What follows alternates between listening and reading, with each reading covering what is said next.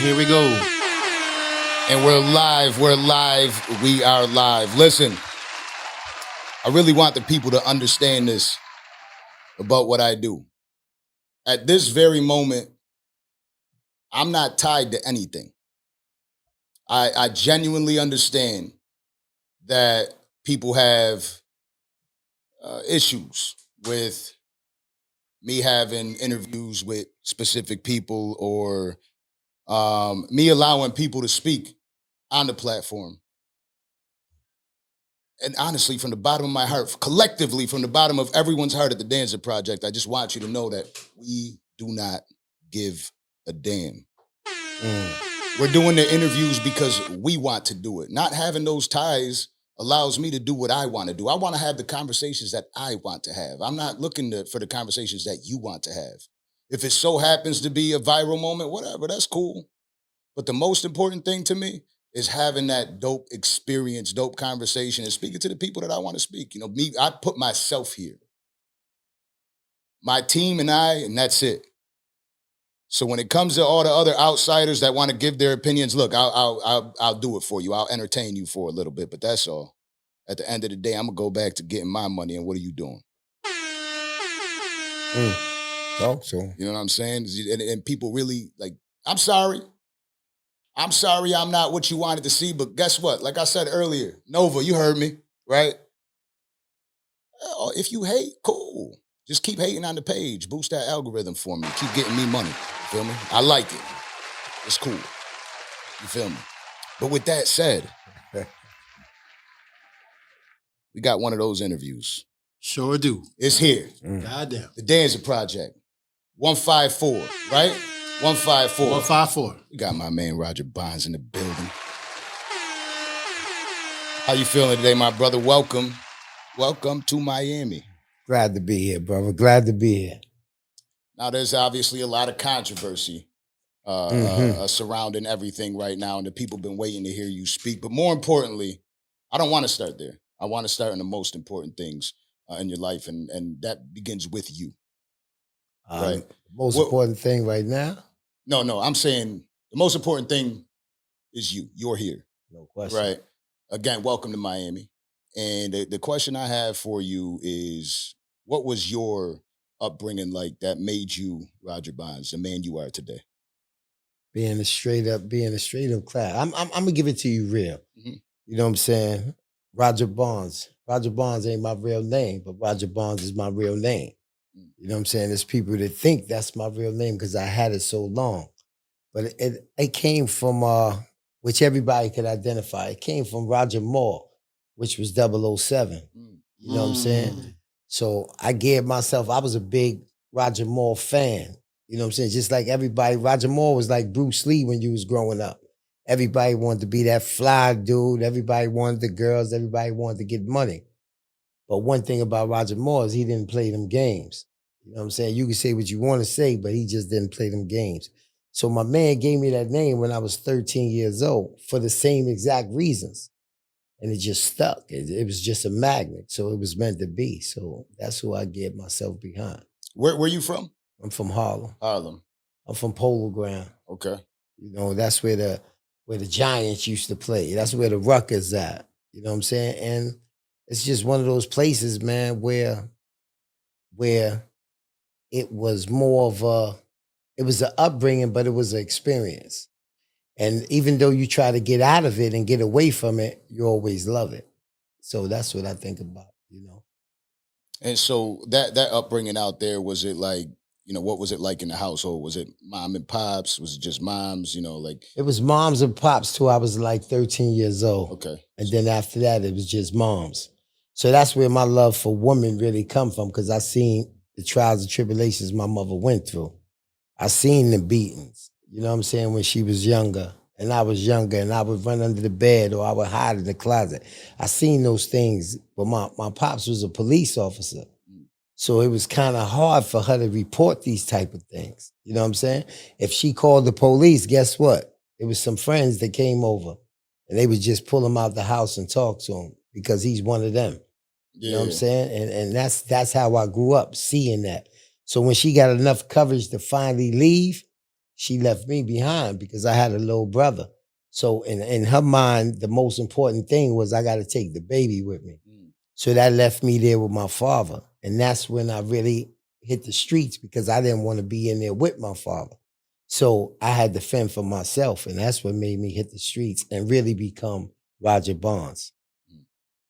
So you definitely, I think coming from that era, a lot of people, have a triumphant story, back in those days, especially out in New York. I'm more familiar with the New York vibe being from Buffalo. Right. You know what I mean? Obviously, two separate places, Harlem and Buffalo, New York. But every place got a hood, though. Exactly. But that up north pain was always different. You know what I mean? It's different. But it sounds like you went through a lot in your life and in your upbringing. When did you decide to get into the security business? I'm gonna tell you the truth, man. Like, no matter how much I shit on my upbringing, I wouldn't trade it in for nothing in the world because just like the bad, I had a lot of good. You know what I'm saying? One thing about growing up in a situation in a place like that, you learn to love and you learn to love hard. You know what I'm saying? Like, people don't realize street guys love harder more than anybody because they give their loyalty more than anybody. When you in the industry, you say I love you, that's just something to say. But when you a street guy, you putting your life on the line, then it's like, yo, I love you. And that's why I understand a lot of what these young brothers is going through in the game now because they love each other because they ain't got nobody else to love but each other. You know what I'm saying? So when people get on them, I say, nah, I love your brother. You know what I'm saying? But to answer your question back to security, I've been in security all my life, but I didn't know I was in security. You know what I'm saying? Because we looked after each other the way that we did.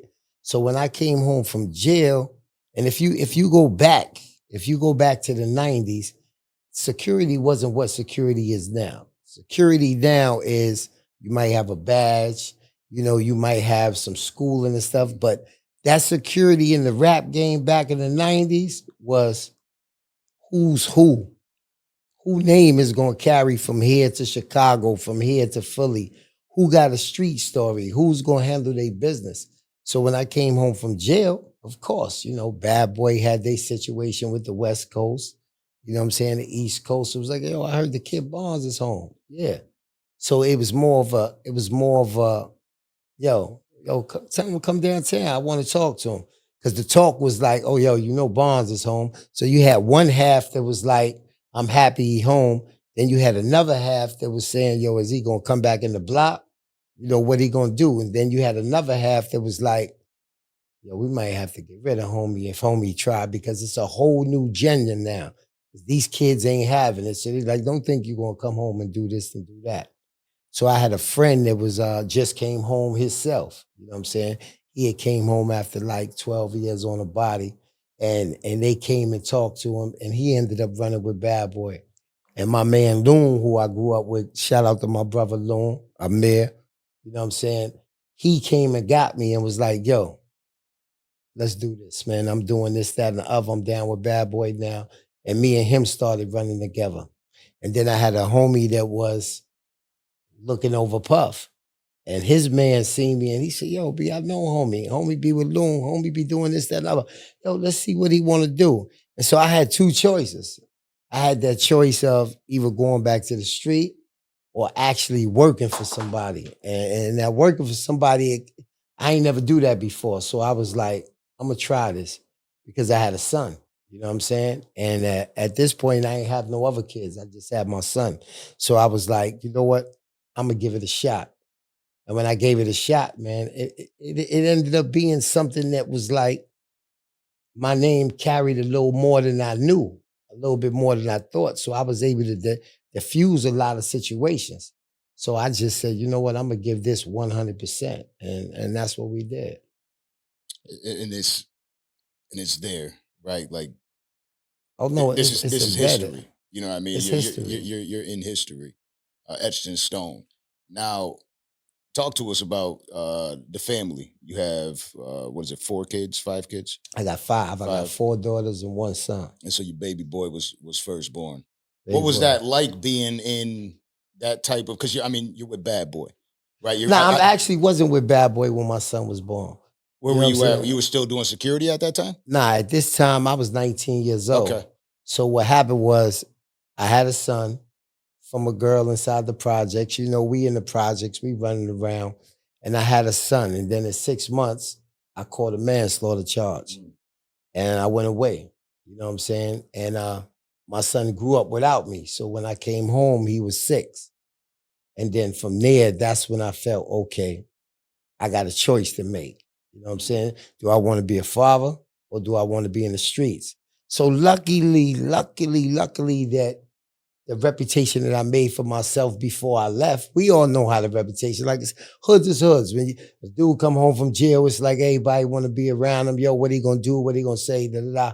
And then I had the opportunity to go into the security. You know, but that security was different. Like I said, that security was built on your reputation. It wasn't built on no credentials. It wasn't built on no licenses or nothing. It was built on, if I go out of town and I go someplace, who gonna stand 10 toes down? Period. And that was me. I was loyal to a fault. And that's one of the things that cost me in my whole life. You know what I'm saying? Including my manslaughter, because I didn't get caught for my manslaughter. My man got caught for that manslaughter, but I couldn't let him sit there. You know what I'm saying? Knowing that I did it. Yeah. So I walked into the precinct and told him. And the police looked at me like, what? I said, yeah, I did that. And they let me go the same day. It wasn't until they investigated the situation where I had to come back and I had to do my time. And my man looked at me, he said, yo, I ain't think you was coming back. I said, I know you didn't. But, you know, that's what I was built on, Salute 10 to toes you. down. Salute to you, because a lot of people won't do that. Oh, no You know what I'm question. saying? That, Especially in this era. You know, this is the era of the snitching now. yeah. Oh, no question. Yeah. No question. And I was only 19. You know what I'm saying? And I was 19 and I was getting it. So I was giving up a lot. You know what I'm saying? But at the end of the day, I couldn't go home knowing that my man was there and I did it. And a lot of people say, yo, but you hold up, you could have waited to see if he would have beat the trial. Right.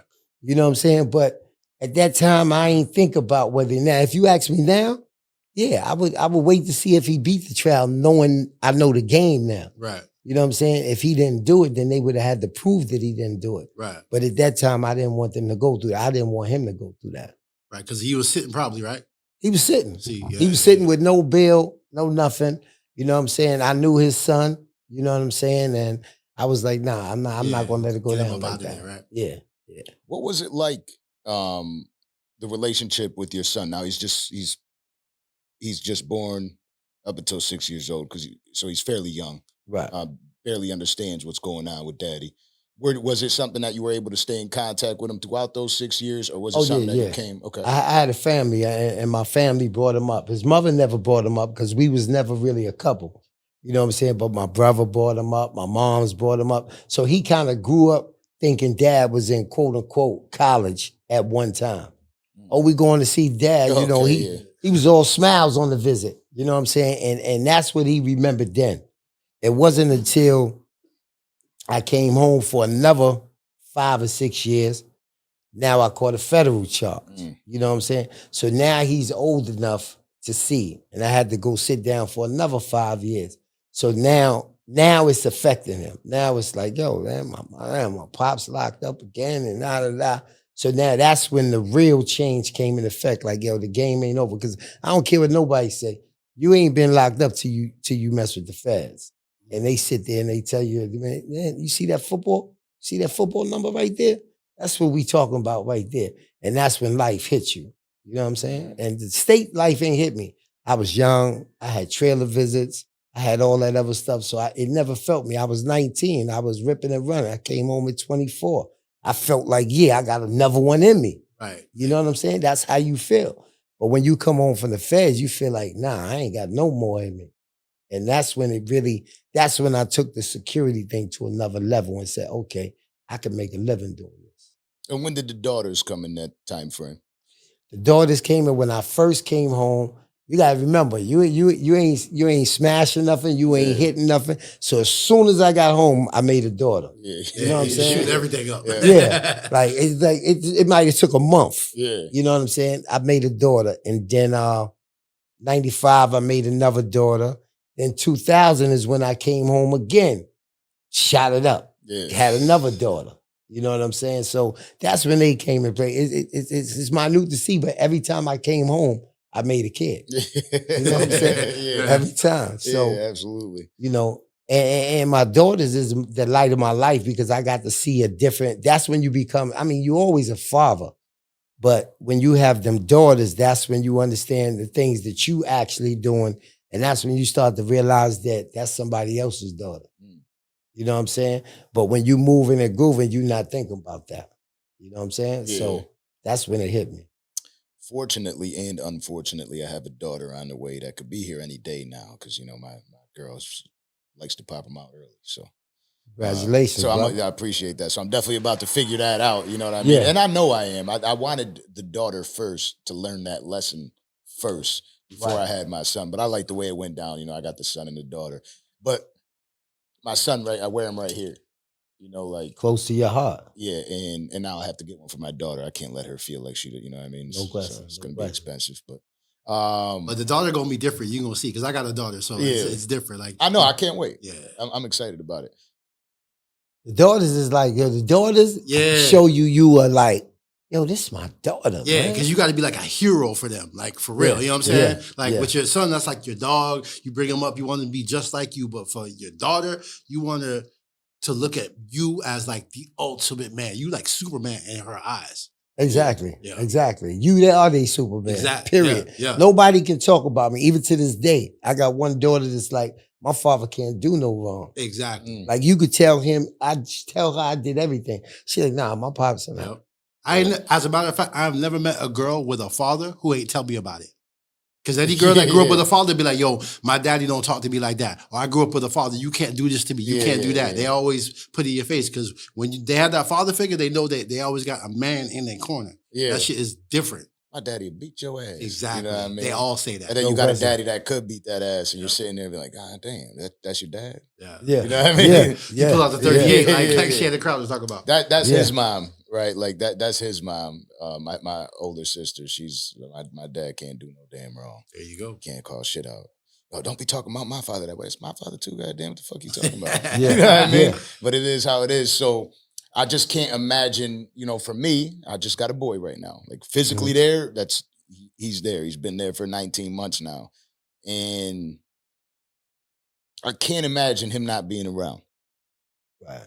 You know, and with Kevin, Schoolboy, Harlem, he's been through a lot, and people have certain perceptions of him. So I wanted you to kind of let the people know more about your son and let the world know who he truly I'm gonna is. tell you the truth, man. I feel like what I went through made my son who he is, right? But at the same time, I gotta be honest and say what I went through made him stronger. You know what I'm saying? But you know, sometimes we as fathers, we get caught up in life. You know what I'm saying? And kids don't understand that. So you got to remember, I was locked up 11 years out of his life.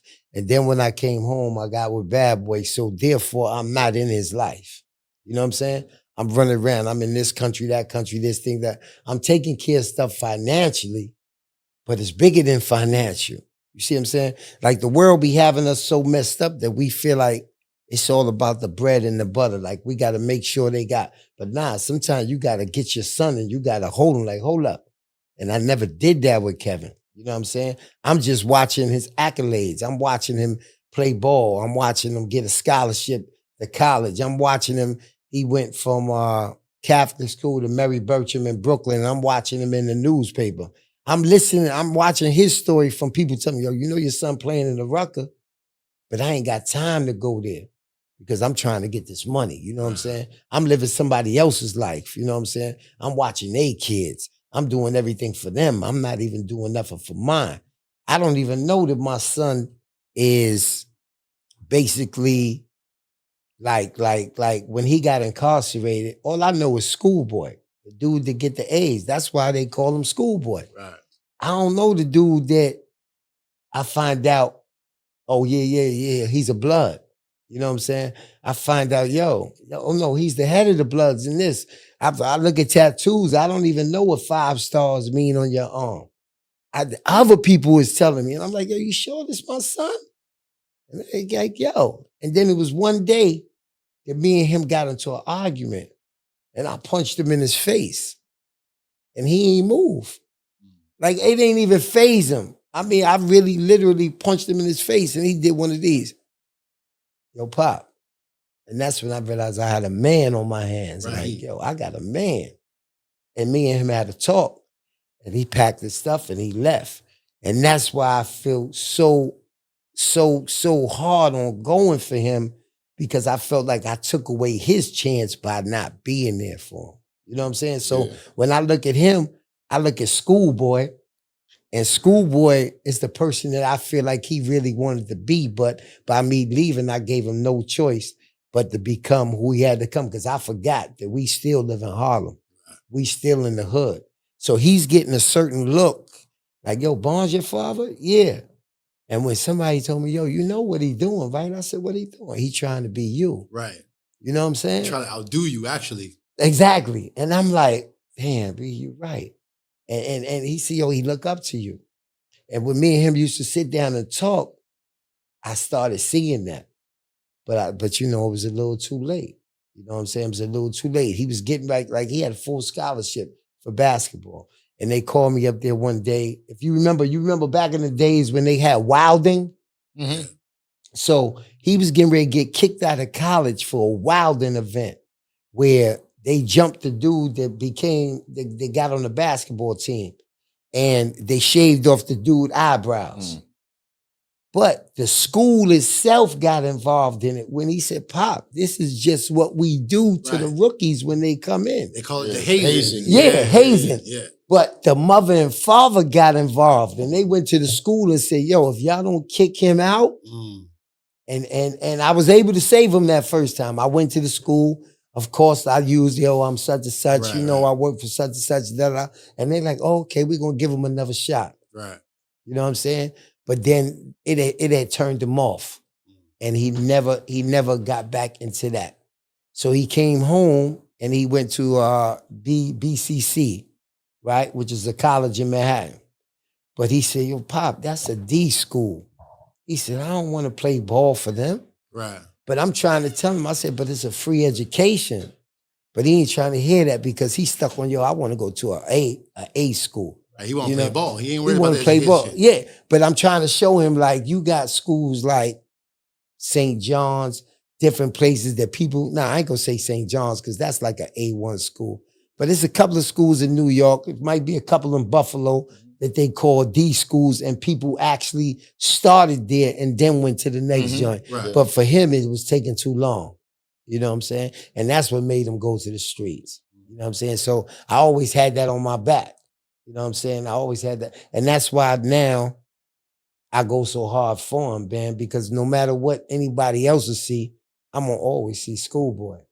Yeah. You know what I'm saying? And that's life. And it's the same way you're saying of, the daughter looks at the father like he could do no wrong. It's you looking at your son because you know who your son truly is. Truly is. Exactly. And I know that he got caught up in something that he knew nothing about. You know what I'm saying? That's the one thing I do know. And that's why I go so hard, because the first thing I did is look him in his eyes. And one thing I did have a chance to teach him was tell the truth. Now, could you break that down for the people, what actually did go down? Well, I had came home because every Christmas, like I said, I'm with Puff. You know what I'm saying? On the 26th, I'm going to Miami to spend Christmas with his family and everything. I'm there for the 25th. 26th, I'm going there.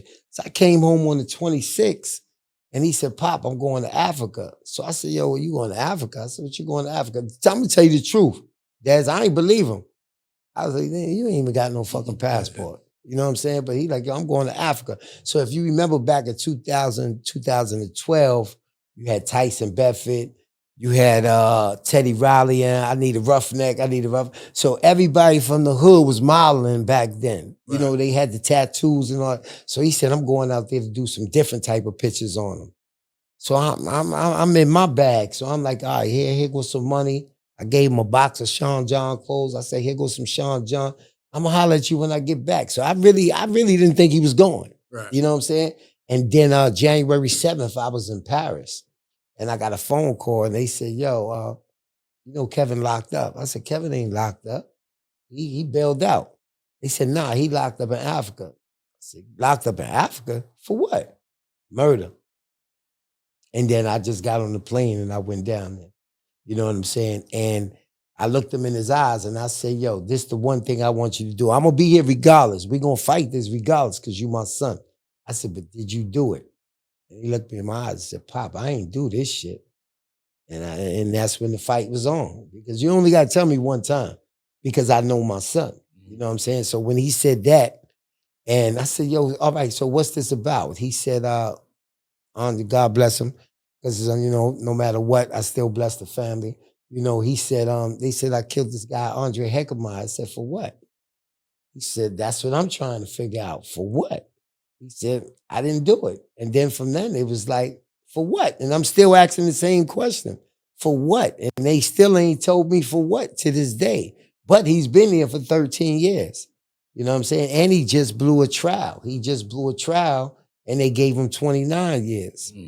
And I'm like, yo, what's the evidence? No gun, no fingerprints, no DNA, no eyewitnesses, no nothing. So one thing that he tell me is, though, I think I got myself into something that I ain't have no idea about by just being here and being American. But the one thing they didn't count on was the fact that he had a father, you know what I'm saying, who was like, nah, because I know him. If he say he ain't do it. See, when you go over to these third world countries, people got to realize they feel like they can do whatever they want to do with you.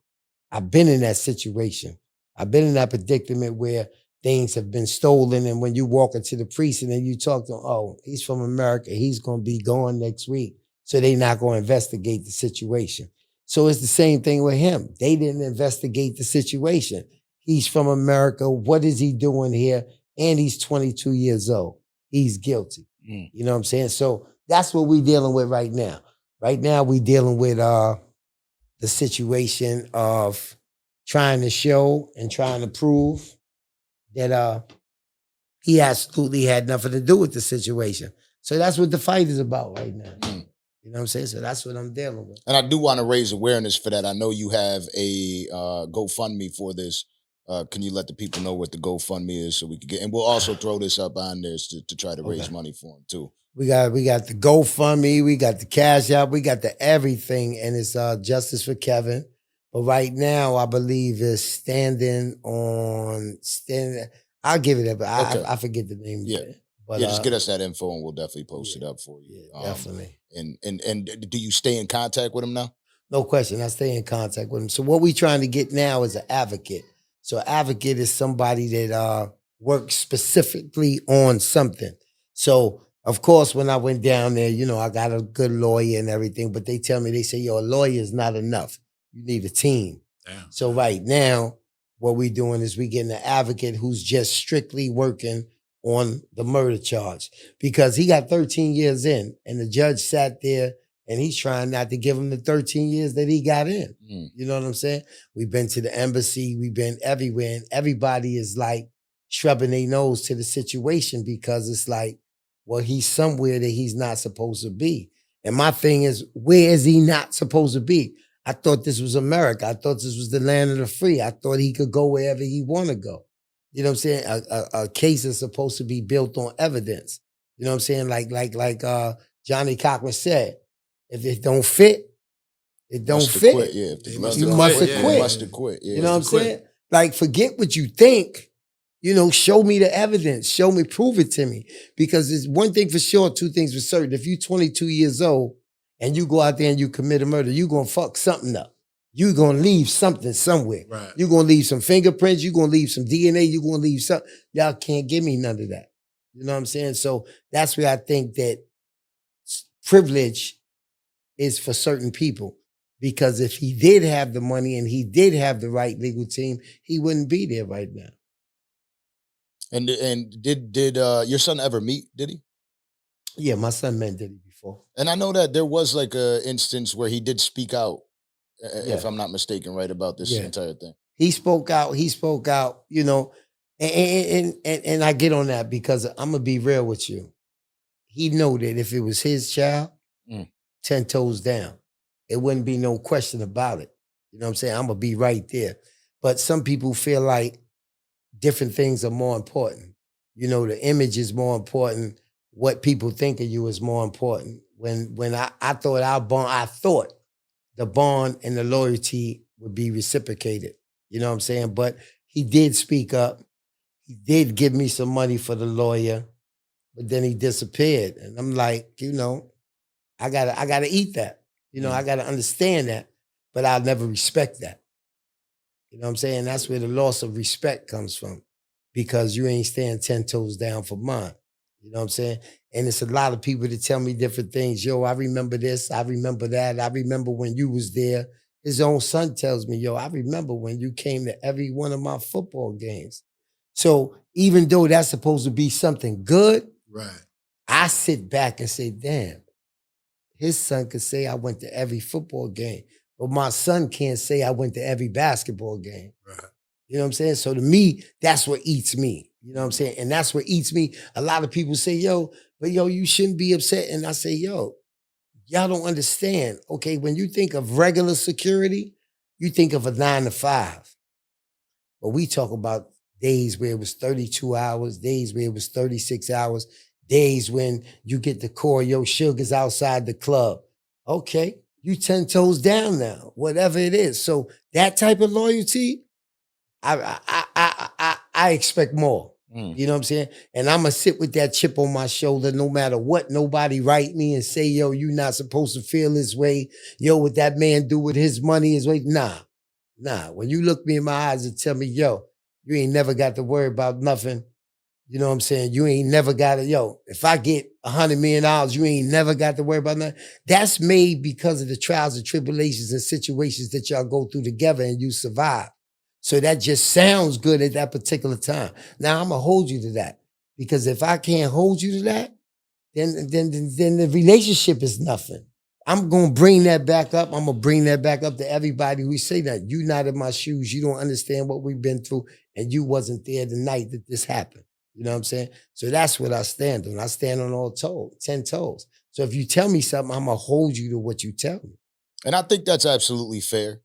Yeah. Right? Like, your upbringing is the most important thing to you. My upbringing is the most important thing to me. If I value my friendships, my circle based on certain things, I don't want to change that 15 years down the line. Oh, well, you get an exemption because of this. Like, if you believe that, like, I'm somebody like that too. I think our bond is forever when we do something. If you're willing to die for me, our bond's got to be different than that normal employee-employer bond. I mean, he said he was spending all his Christmases there. You know what I'm saying? Yeah. You putting his family above yours. Exactly. And you getting paid for it, because a lot of people say, yo, you got paid for what you did. You know what I'm saying? So that's supposed to be the end of it. But that's not the end of it, because, I got a check. I take care of my family. Same way people say, yo, you stood there and you did this, that, and the other while he did this, that, and the other. Okay, I'm getting a paycheck. I'm there. When you locked up, I'm going to tell you one of the worst things, that when you locked up and you come home, finding a job is one of the worst things. I've actually sat down and put all my ego to a side when a family member might have been sick and I needed to be there, right? So I'm willing to work at Walmart or whatever to be in this city or this town for this particular family member. And Walmart will hit you back and tell you, yo, nah, you can't get there. All right, well, fuck it. I'm going to drive Lyft then. And Lyft will hit you back and say, yo, you can't get that job neither. So, you know what I'm saying? So it's not that easy when you come home, man, to find a job, to get on your feet. So sometimes you do turn a blind eye to certain things that's going on that you feel might be wrong. Yeah, because you putting your family first. And you were saying, like, a lot of times that the shit that was negative for other jobs, for puffing them, it was a plus. You know what I'm saying? And it ain't just puffing them. It's just anybody back in that day. If you look at Death Row, if you look at Cash Money, if you look at Bad Boy, it was all about your entourage. It was all about the dudes that was around you, the dudes that was ready to live and die for you, and that made you authentic. Right. You know what I'm saying? As time went on, it got into the professionalism. You know, people started making real money. People started becoming businessmen. And then these companies began to tell people, look, that's not a good look. We don't want him around you, or we don't want her around you. And some people stand on all 10 and say, nah, Nah, homie was with me when this happened. I'm not Right. gonna let you dictate who could do such and such for me. And then some people give in to the dollar and they let corporate run what they do. And that's one of the things that we dealing with. But even when you dealing with that, it's all, and one of the dudes that I really respect it is Jay-Z for that particular thing. He don't hide certain people that's around him Right, I feel you. that you know was in the street, that you know was doing certain things because they was with him when he was on the come up. Right. So from being with him on the come up, that means we gonna enjoy this success together. If we can't enjoy this success together, then what is success? You know what I mean? Now, for Diddy, right?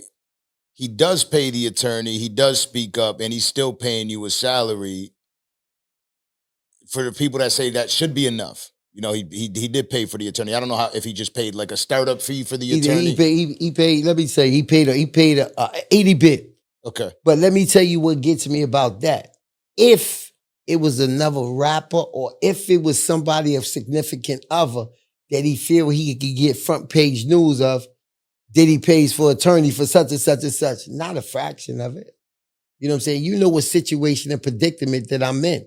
And then this is my son. This ain't my man. This ain't my friend. This ain't my cousin. This is my son. So it's like when you go up in the streets, me and you might have beef. Like we got real beef. But then something happened to your son and you might see that car pull up and you thinking homie there the beef and he got the bag and he said, oh, man, get your boy. Right. You know, we carry this on later on, but get your boy, my dude. You know what I'm saying? And that's what I was expecting because everything ain't got to be front page. All you had to do was call a certain person and say, yo, listen, man, that nigga, he ain't asking me for no money for himself. He asking me for some money for a lawyer. Just pay the lawyer directly. If you don't want to give me the money, pay the lawyer directly. And that's what he did with the $25,000 he gave me. He paid the lawyer directly. So he knew that it wasn't a game. You know what I'm saying? Now, if you want to put a cap on it, yo, what it's going to cost? 100,000? Right. Okay, let's put a cap on that. You know what I'm saying? But 25,000 to me is like, I watch you throw that in the club. So some people will be like, yo, but that's not your business. Nah, it's deeper than that. It is my business. You know what I'm saying? And if it was the street business, I would handle it a different way. But we all know you can't handle things that way nowadays. Right. You know what I'm saying? You can't handle it. The same way, no disrespect to nobody, same way these podcasters get on and they talk and they say certain things. Back in the day, they wouldn't do that because they know when they came out that studio, you might be right there. Well, yo, what was that shit you just said? But nowadays, you can't do that. You know what I'm saying? Because they supposed to be what you call civilians. Yeah. You know what I'm saying? So people was quick to say, yo, but a civilian is not held to the same rules that. Right, we just media. We just media. Yeah. Nah. Hell nah. Yeah, so it's like, okay, then watch your mouth then. Yeah. You know what I'm saying? If you're not going to watch your mouth, then you should be able to handle everything that comes that way. So being that I can't go that way, I got to handle it the best way I know how. Yeah, and it's out there, right? Like, you post videos on Instagram, social media. And then which was new to me. Yeah. You know, I never lived that life before. Like, I'm going to tell you the truth. All the years I was with Puff, you bet not say where we at.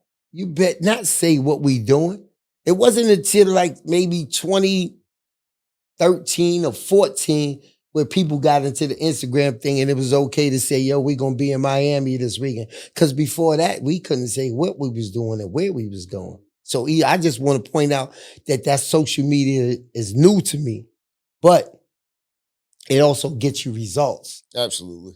You know what I mean? And that's why you're here today on the Danza Project. Yeah. You know what I'm saying? Wouldn't be nowhere else. Yeah, I appreciate that too. Yeah. So, you know, for the people out there that's saying, you know, you're taking advantage of the situation. Obviously, everybody's running down on Diddy right now for all the stuff that he allegedly did. And everybody's trying to get money. They see you hop in, they see Gene, and they think, it's just off of cloud. He's just trying to get a payday. What do you have to say to those critics? First of all, I mind my business. You know what I'm saying? I'm not Gene. I'm not none of that. You're not going to hear me get on here and come up with things or say things. I got brought into this by Cassie. You know what I'm saying? She mentioned my name in the lawsuit. So that's when I came out because like I said, I got daughters. You know what I'm saying? So when you mention my name in a lawsuit, which I don't know, we're going to speak to a lawyer because I don't know if she used that as leverage to get the money she got, but I feel like she should have hollered at me and said, yo, I'm getting ready to put your name in this, da-da-da-da-da. Same thing. She know what I'm going through with my son. So she could have said, yo, I'm getting ready to do such and such and such. If such and such come through, I got a couple of dollars for you for your son. So I ain't taking sides when it comes to that situation because I look at her being just as wrong as him. But for all the people that say that I'm looking for clout off of it, my name got brought into it. You know what I'm saying? So when y'all was going through everything that y'all was going through, I never jumped out the window. I never said nothing. I had my beef with Puff individually. You know what I'm saying? For not standing on 10 toes with my son. That was my beef. It wasn't until later on where everything else came into play. You know what I'm saying? And I'm going to be honest with you. Some of those things I knew and some of them things I didn't know. So I don't think it's fair for people to say I knew everything that's going on. You know what I'm saying? Some of them I did know. Did I ever see him hit somebody? Yeah, I definitely did. Did I ever see him and Cassie fight? Yes, I definitely did. When she said that I came in between them fighting, did I do that? Yes, I definitely did. But I'm going to be 100% honest. I didn't think it was a wrong thing because I never seen the things that she actually like the stomping out and the beating, and I've never seen stuff like that. I would jump into something after the first blow, like not on my watch. You know what I'm saying? Like, I mean, to your point, you actually can't even wrong him because now the way the lawsuit came out and it's so divisive, it's like the first question is, where's everybody who was complicit? So it's like, you got to pick a side. So you almost got to jump out the window and be like, hey, bro, I wasn't on it like that. You know what I'm saying? Right, Just speak your truth and let you know what's going on because now you could possibly be implicated. Right, because it's like a thing. It's like you first of all, you think about your job, right? You think about your job and you say, this is my employer. You look at people when you see people that have spoken up for smaller things and then they don't have a job. So people say, yo, but your job wasn't. How many people work at the sanitation and everything else that hate their job and things go wrong, but they never speak up because they afraid of how they going to pay their bills the next month? So a lot of those things, I was in that situation, in that predicament. Yeah, if it was to get crazy, I wouldn't think about my job. Right. But then when you around certain people, you only going to do what you think that person would allow. You know what I'm saying? Mm-hmm. So when she said, and I remember specifically what she's talking about when she said it was after an event on Sunset and her and Puff got into it. My thing was more or less arguing and fighting in front of on Sunset Boulevard. What are y'all doing? Right. This is such and such. This is such and such. Yo, get the fuck in the car. You know what I'm saying? Because it works both ways. You know what I'm saying? I've seen him put his hands on her and I've seen her put his hands on him. And see, that's what people don't want to hear. You know what I'm saying? Everybody wants to just go crazy. And I'm not saying that neither one is right. But there's been times where I jumped in the middle of it and snatched Puff up because you talking, I'm 260 at this particular time. Right. You know what I'm saying? I'm eating the iron right now. So me snatching him up was nothing. But when I snatch you up and I'm walking away from you and then all of a sudden somebody run behind you and kick you in the nuts, how much could this really had hurt you? You know what I'm saying? Like she mentioned, she said, yo, Barnes put us in the Cadillac and we was riding. But you didn't mention that he was sitting on the passenger side next to me. And from the back, you hit him upside his head and punched him in the face with a ring. And the people seen it and was like, oh my God. So you got to talk about both parts. Now, as far as a man, I feel like a man is physically stronger than a woman. Period. I don't care about nothing. So no man got a right to put his hands on another woman. Point blank. So it's been times where I got hit upside my head with my wife with a fucking garbage can. And I'm more or less like, oh shit. But I'm not thinking about hitting her. I'm not thinking about her. I'm just like, okay, she gonna get over this shit later on. I feel like busting her ass. But I'm not. And that's where I feel like he wrong. That's where I feel like he a coward. You know what I'm saying? That part right there, because it ain't no woman that's going, get you to the point where you got to beat them up. Now, I've seen things, you know what I'm saying? Even if I didn't see the actual beating, you know, it's been times that Cassie called me and said, yo, Bonds, look. And I might see her eye blacked up. Right. You know what I'm saying? Or I might see some black and blue. I'll be like, yo, what happened?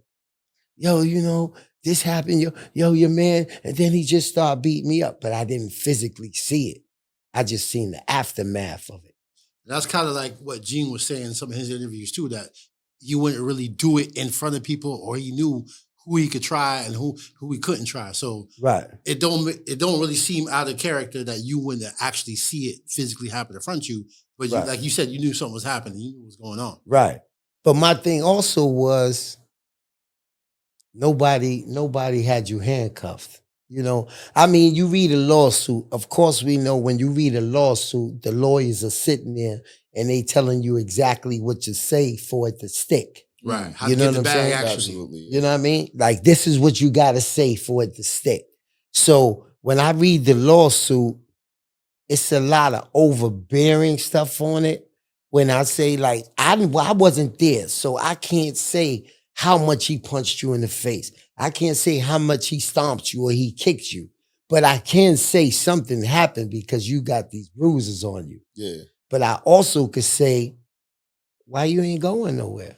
Why you ain't leave? Yeah, that's been like the unspoken question that, like, you know what I'm saying? And that's when I read the lawsuits and the words say, oh, I tried to leave, but he would come, or somebody from the office would call you. But at the end of the day, this is not Jeffrey Dahmer with somebody tied up in a room and handcuffed. This is a multi-million-dollar person at this particular time because he wasn't a billionaire yet.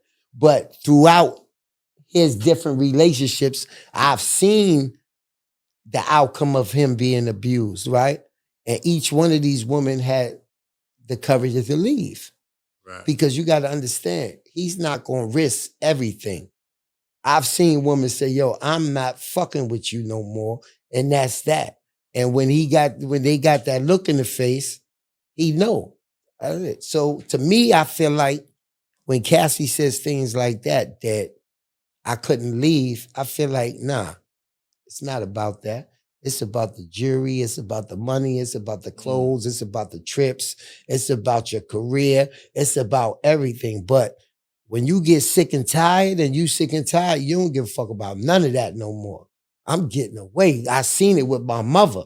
So you can't tell me that you can't leave nowhere. I've seen it with my mother. My mother ain't have nothing. She had to go into a shelter for abused women. And that's why she could just take my son, my brother with her. Right. So I've seen a person leave without nothing. You're not leaving with nothing, but you still want to stay for the perks. But the ass whippings and everything is a part of the perks. So are you saying that he allegedly had this going on with other relationships as well, and they walked away, so the abuse was something that was a pattern? I definitely think he needs anger management. I would never say that he didn't. I would definitely say he needs anger management. You know, and to credit certain things, when you see it the first time, you say, okay, yeah, you and your girl get into shit. But when you see it repetitiously, then you need some type of help. But money, arrogance, and getting away with a lot of things gives you the strength to say, I don't need help. And everybody around you will say the same thing. Right. And then like along for the ride type shit. They along for the ride. And then when the person or the people that do speak up start to disappear, that's when you say, I don't want to speak up. Right. You start thinking about the future and what you got going on. And what you got going on. How you going to come home and tell your wife, yo, I ain't got no job? Why you ain't got no job? Oh, because Puff hit a girl. Did he hit me? Well, allegedly. That's what your wife going to, allegedly. Yeah, we gotta put that so in there. Your wife going to say, yo, did he hit me? Then what the fuck is you doing stepping up and standing up, da-da-da? Now how we going to pay this next month and da-da-da? So I would say it's just a chance that you got to take. You know what I'm saying? When you see people that speak up start disappearing and they start hitting you on the phone talking about they can't pay their rent or what they going to do, And then the person that you speak up for. Now, when you say disappeared, you're saying about losing jobs, right? Losing jobs. Yeah. Yeah. Because that's a scary thing to say. Yeah, especially right now, right? Shit going down. So I'm saying lose the job. You know, they get the red slip or the pink slip or whatever, saying they no longer, because you got to remember, you're a personal staff, so they can get rid of you whenever they want. Right. There's no like laws governing how your shit going. Exactly. So that's what I've seen a lot of people. A lot of people like yes man around them. A lot of people can take people being straight up. He's one of them people that can. So let me ask you a question. How long before you started working with him did you start to see like red flags? And did you know like, damn, this shit here look kind of crazy? Was it like immediate, or was it like he gained your trust and you started vibing and you started seeing shit? Or was it like off the rip you knew like, hey, something up with him? Nah, it definitely wasn't off the rip. You know what I'm saying? Because just like everybody else, when I first got with him, I was amused. You know, I was with a young black man, you know what I'm saying, making a whole lot of money, and a young black man who spoke his mind. You know, it's been times where we've been places and people will feel like, yo, what you doing here? And he was like, yo, what you talking about what I'm doing here? Right. You know what I'm saying? I'm supposed to be here. So you got to get over that first of being like happy that you around with somebody that you could be yourself. So it's almost inspirational in the beginning, right? It's definitely inspirational. You come on. I've been around the world 3 or 4 times. I'm from Harlem. I'm from Polo Ground. I done went from Harlem to Hollywood.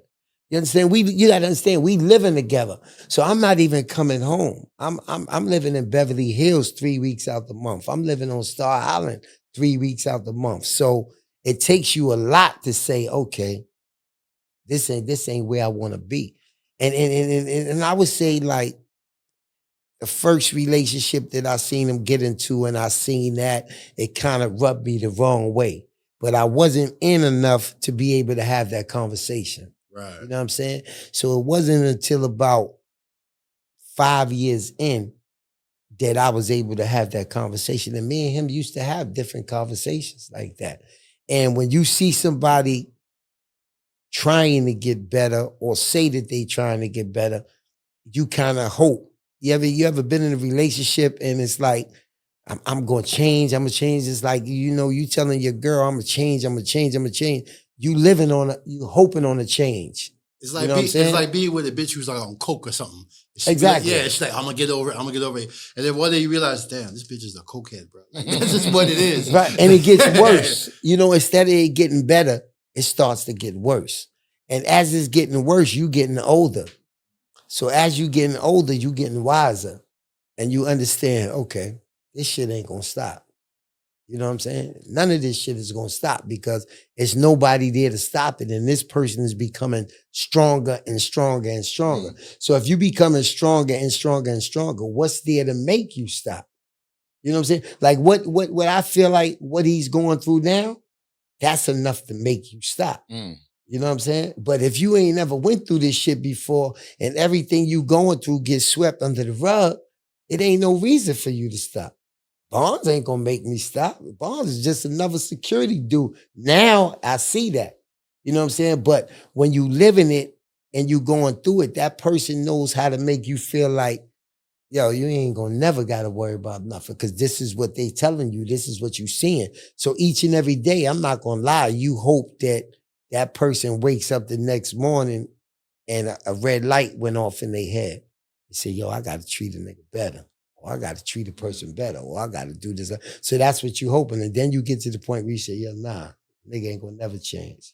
You know what I'm saying? Yeah. So one of the main things that happened was I got diabetes, right? I was in Spain somewhere, and I kept going to the bathroom like every 10 or 15 minutes. And I'm like, what the fuck I keep going to the bathroom for? Somebody said, yo, you know, if you go to the bathroom a lot, you get diabetes. Because you got to remember, we was traveling and moving so much. There was places that we would be at that you wouldn't even drink the water.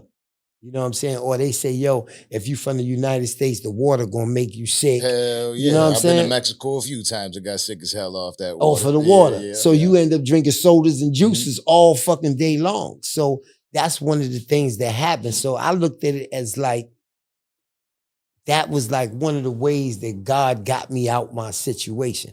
because I was starting to get sick in the situation. Like I was starting to like wake up in the morning, damn, B, I'm still here. Even though I'm in an exotic country or I'm in an exotic place, I'm like, damn, I'm still here because the energy was off. You know what I'm saying? Everything that was going on around you was off.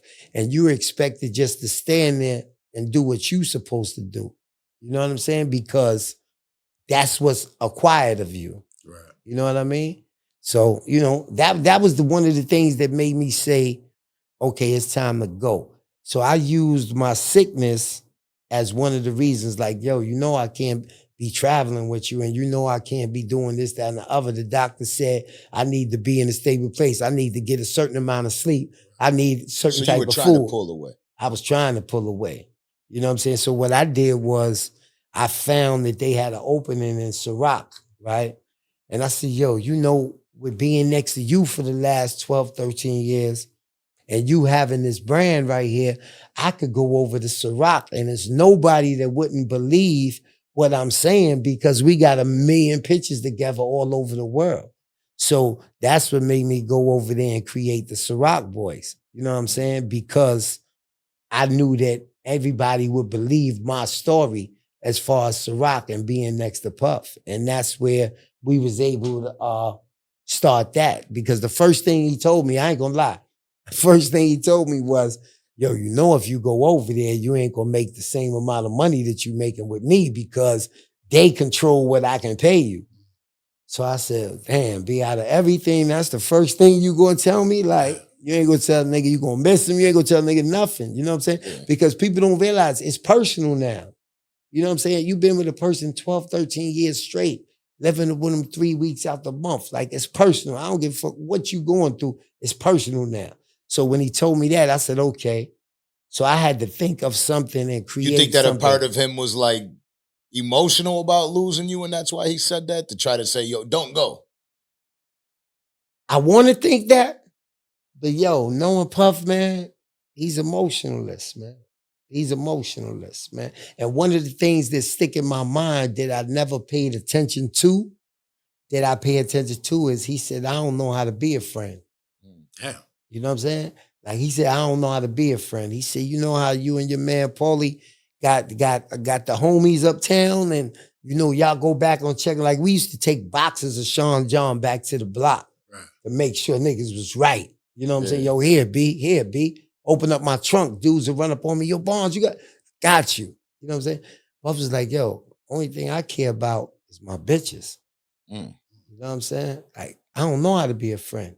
So, you know, that's one of the things that stick in my mind. So part of me gets mad, but then the other part of me says, he already told you who he was. Right. You just didn't want to believe it, or you just ain't want to see it, or you just believing in your belief 10 toes down that the next person is going to be 10 toes down. But that person told you already they wasn't going to be. And God bless the dead, you might have heard of Wolf. Right? Wolf was his main security, the head of his security. Wolf had told me one day in Atlanta, he said, Bonds, be careful. You know what I'm saying? I was like, yo, be careful what? He said, be careful, old boy, yo. You know what I'm saying? He don't care about nobody. And to tell you the truth, you feel like, yeah, okay, but that's not going to happen to me.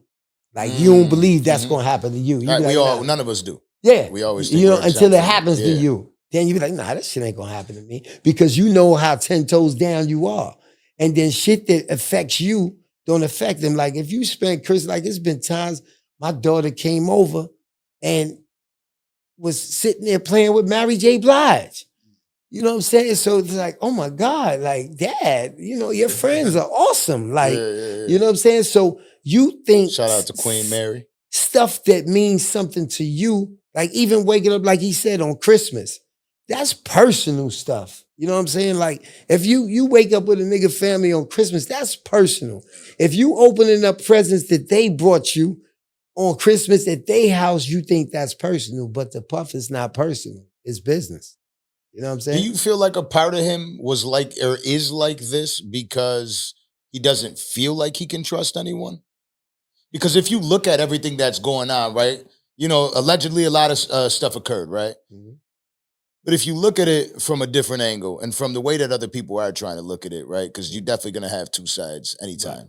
And they're saying, you know what? Like, who could he trust? Everybody that he was supposed to trust has turned their backs on him. They all walked away from him. Right. You know, they're making all these wild accusations against him. And do you feel there's something in him that's like, it's hard for him to trust the people around him? He's afraid to trust the people around him. He doesn't want to get hurt. I definitely believe that, like, before I came, you know, you're always going to have watches and chains and different things that turn up missing and stuff like that. So that trust issue, as far as the materialistic stuff, is there. You know what I'm saying? The trust issue as far as your mental and as far as your emotional might be there when it comes to women, because you don't know if a woman really love you or not. Right. Or do she just love? But I don't think that makes you the person that you are. I think the person that he is, like, sometimes you got to look at it like this. I tell people all the time, they be like, yo, Barnes, why you ain't pick up your phone? Why you ain't do this, that, and other? And I tell people, yo, if the little bit of success or whatever you want to call it that I was going through, you know what I'm saying, running Ciroc for them years and running from city to city and town to town made my head a little bit big. Right. You know what I'm saying? I'm gonna be real. It made my head a little bit big. I'm Roger Barnes. I'm Ciroc Boy Barnes. I'm hosting parties in Dubai. I went to Dubai before Puff even went to Dubai and hosted 2 parties. Right. I'm in Lagos. I'm in Nigeria. And if that little bit of stuff that I did makes me not reachable for people, imagine what he's going through. Mm. You know what I'm saying? So I always tried to give that excuse to him and say, yo, imagine he probably getting 10,000 calls a day, 10,000 people asking for stuff, this, that, and the other. But that don't make you the person that you are. I think he's arrogant.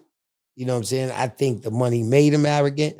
And it's like Nicky Barnes. Nicky Barnes didn't go down until he beat those cases. John Gotti didn't go down until he beat those cases. And what they all got in common, they both felt like they was untouchable. You know what I'm saying? So imagine being a young black dude from Mount Vernon, you know what I'm saying, and becoming a billionaire and outliving the Suge Knights and everybody else that went through everything. You become feeling like you untouchable. But this world has a way of showing you, nah, everything that you have, we gave you. And everything that you have, we can take away. You're not untouchable. So you need those people around you that's going to keep you grounded so that you could, like I said before, he don't have none of that. So I definitely think that's what became, as far as trust, when you look around. I don't have nobody around me. When you look around, I got a bunch of corporate people around me, because people say hire people that's smarter than you for the things that you can't do. And that's true. But those are also the same people that's going to steal from you because they smarter than you. And they know how to hide what they took. So then when you find out that $1 million is missing or 500,000, now you start to look at everybody that same way. When in reality, that's not how it should be. Now, do you feel, to get the record straight on this, right? Do you feel that Diddy is an abusive man?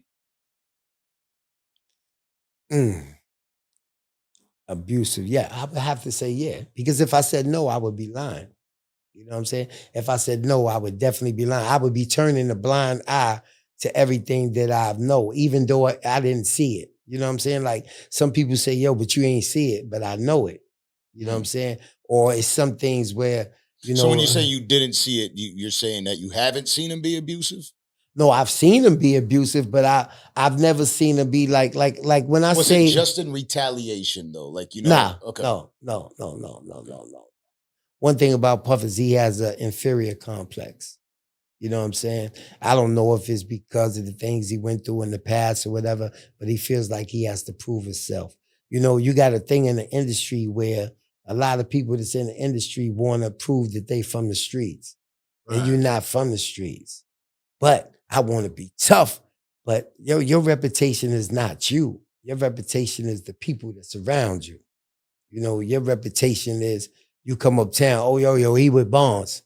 Yo, boom, boom, boom, boom. Oh, all right, yo, you go to the Bronx. Yo, he was with Wolf. It's not you. You're the person in front. You know, you're the money and everything. But when it comes to the tough street guy shit, that's not you. And a lot of times you got to have that conversation with that person and say, yo, that's not you. So I think like he's abusive because he's trying to show that I'm a tough guy. Right. And it's not about being a tough guy. So if you ask me if he's abusive, I would say, yeah, he's definitely abusive. You know what I'm saying? Do he need help? Yeah, he definitely needs help. You know what I'm saying? Now, would you rather see him get help than be incarcerated if these things that are, that are being said are allegedly are true? Like, do you feel like therapy can help? Or do if you feel yeah, like I feel like therapy will help if you going down yourself and say I need therapy. If you're gonna do therapy just for the people, it ain't gonna help. Or if you think you too big for therapy, but yeah, I would love to see him get more help because so many people get on top of you for doing the wrong thing, but nobody says you need help. But the first thing people are gonna say is you didn't even ask for it. So like I look at the post that he made the other day where he say, I'm gonna fight for this, I'm not gonna do it. Yo, that's not a person who's sorry for what they did. He was just telling us not to do the interview. Right. Right. He gonna tell you that. You know what I mean? You know what I'm saying? Because I'm gonna shoot it all the way real. Yeah. I ain't gonna make nothing up. I ain't trying to get the views or nothing. I'm gonna say what's real. Mm-hmm. It wouldn't, because at the bottom, somewhere in there, it have signs. It's like I got locked up one time. First thing in the morning, my bail money was there. You know what I'm saying? It's people around me that died. You know what I'm saying? God bless ASAP Ferg. I mean, yeah, ASAP Ferg, Father D Ferg. That was my man, like my man. I was with him the day before he passed. And we used to have conversations about Puff. And that was Puff man. Like he made the Bad Boy logo and everything. You know what I'm saying? And he was like, yo, B. But he was getting money, so he really didn't pay it attention. But he was like, yo, homie only gave me $5,000 for making that Bad Boy thing with the hat. But when it first happened, he said, yo, Bonds. I was like, yeah, nigga, we on now. Right. We ain't got to look back because he was in the streets. But he said when he got down to the Bad Boy office, the only thing that was sitting there for him was $5,000. So the arrogance was back then. You know what I'm saying? So it's like that's a decent price to pay for a logo. $5,000 for a logo. It's a decent price to pay for a logo, but it's not a decent. It's a decent price for you to get paid for a logo. Mm. But if you my man, that's not a decent price. If you sleeping on my couch, if you coming uptown and the reason ain't nobody saying nothing to you is because you my man, then when you get that deal, you feel like we on now. But now if you somebody that I look up on the joint and say, yo, I do logos, yeah, 5,000 is good enough. But not for my man who this is supposed to be, we made it down. So it's different. By the way, I hope I never got to pay $5,000 for a logo. Just saying. You know what I'm saying? look, he got his eyes closed. You know what I'm saying? But that's the realest that you can get. You know what I'm saying? It's like, if you look back, it was never no loyalty there. You can't put money before everything because then when that money get took away from you, you have nothing. Right. You know what I'm saying? I want to ask, even during the whole trial with Shine and the whole J-Lo shit, that ain't like slow him down a little bit? He ain't feel like maybe that was a humbling experience, make him think about doing shit a little different? I'm going to be honest, I was incarcerated then. Oh, so he wasn't around. Yeah. I got out in 2001. You know what I'm saying? And then, like I said, I was with Loon for 2 years. Okay. And then 2003, it was a decision. It was like, Loon was unhappy. You know what I'm saying? And I was with him so long that, like I said, Puff and them had seen a brother. So it was like, yo, where can I go? It was only 3 people at that time. It was Jay-Z, 50, and Puff. When you think about getting hired with a job that can pay for health insurance and then too, like a person that needs it every day. Right. A person where you can get 401ks and all that. There's only 3 people in the game at that time that can do that. So it was an easy decision for me to go over to Puff because he's like, yo, I could put you on the books. I could pay you such and such, this, that, and the other. And that's what I was looking for. I was looking for that security. Gotcha. Now, there's a ton of people that are coming out with accusations. You've been there. Right. Right. What was your tenure with Diddy? Like 2003 all the way up to 2012. Okay. Now, in that, all these accusations that are coming out, do you believe all of them, or do you feel like some people are there for the money grab? Both. Okay.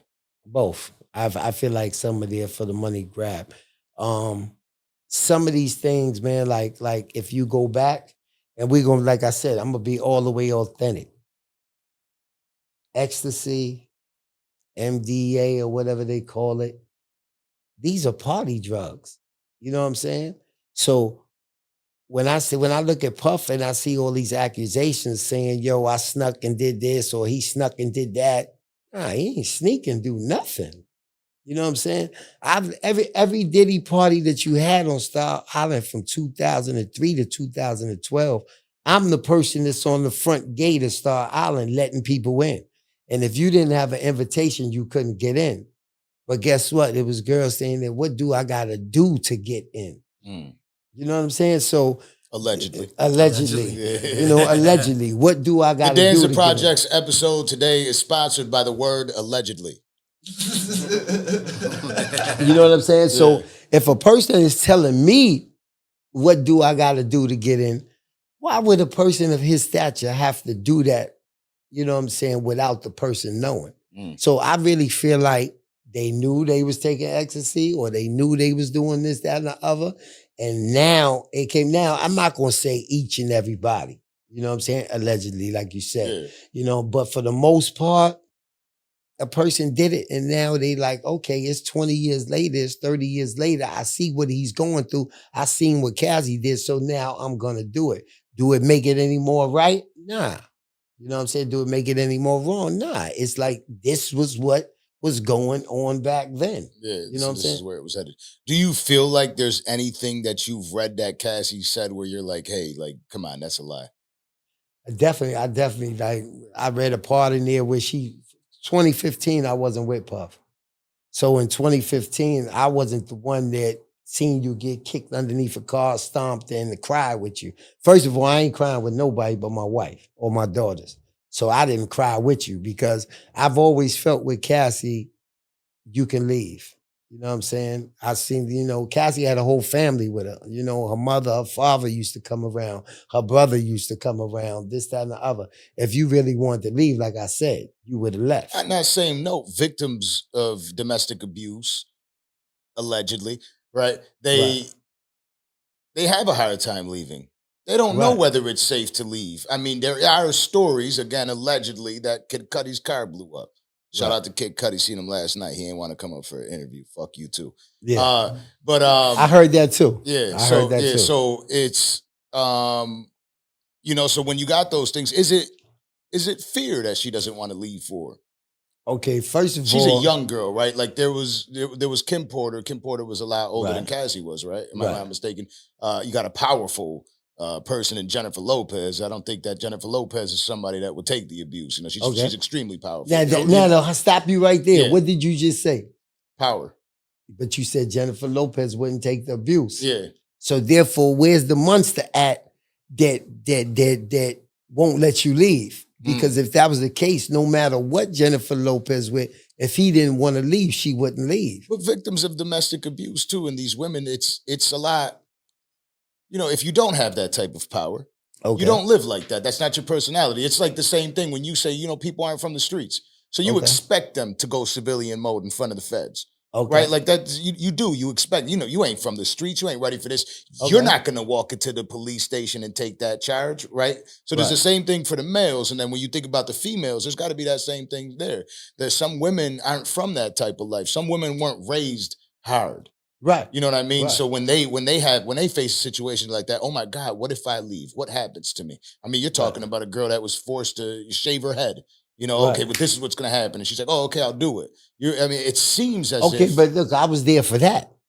And I remember the night that happened. And it was a situation where Puff seen, we was out of the country and Puff seen the girl with the haircut and he was like, whoa.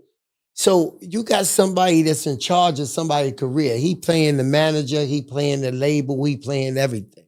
So when he told her to cut her hair, to his credit, it wasn't about being controlling. It was about starting a fad. And I believe there was so many women that started cutting their hair. My baby mother did that shit right afterwards. So many women shaved their head after that. Right. So it was a genius. It was fire, yeah.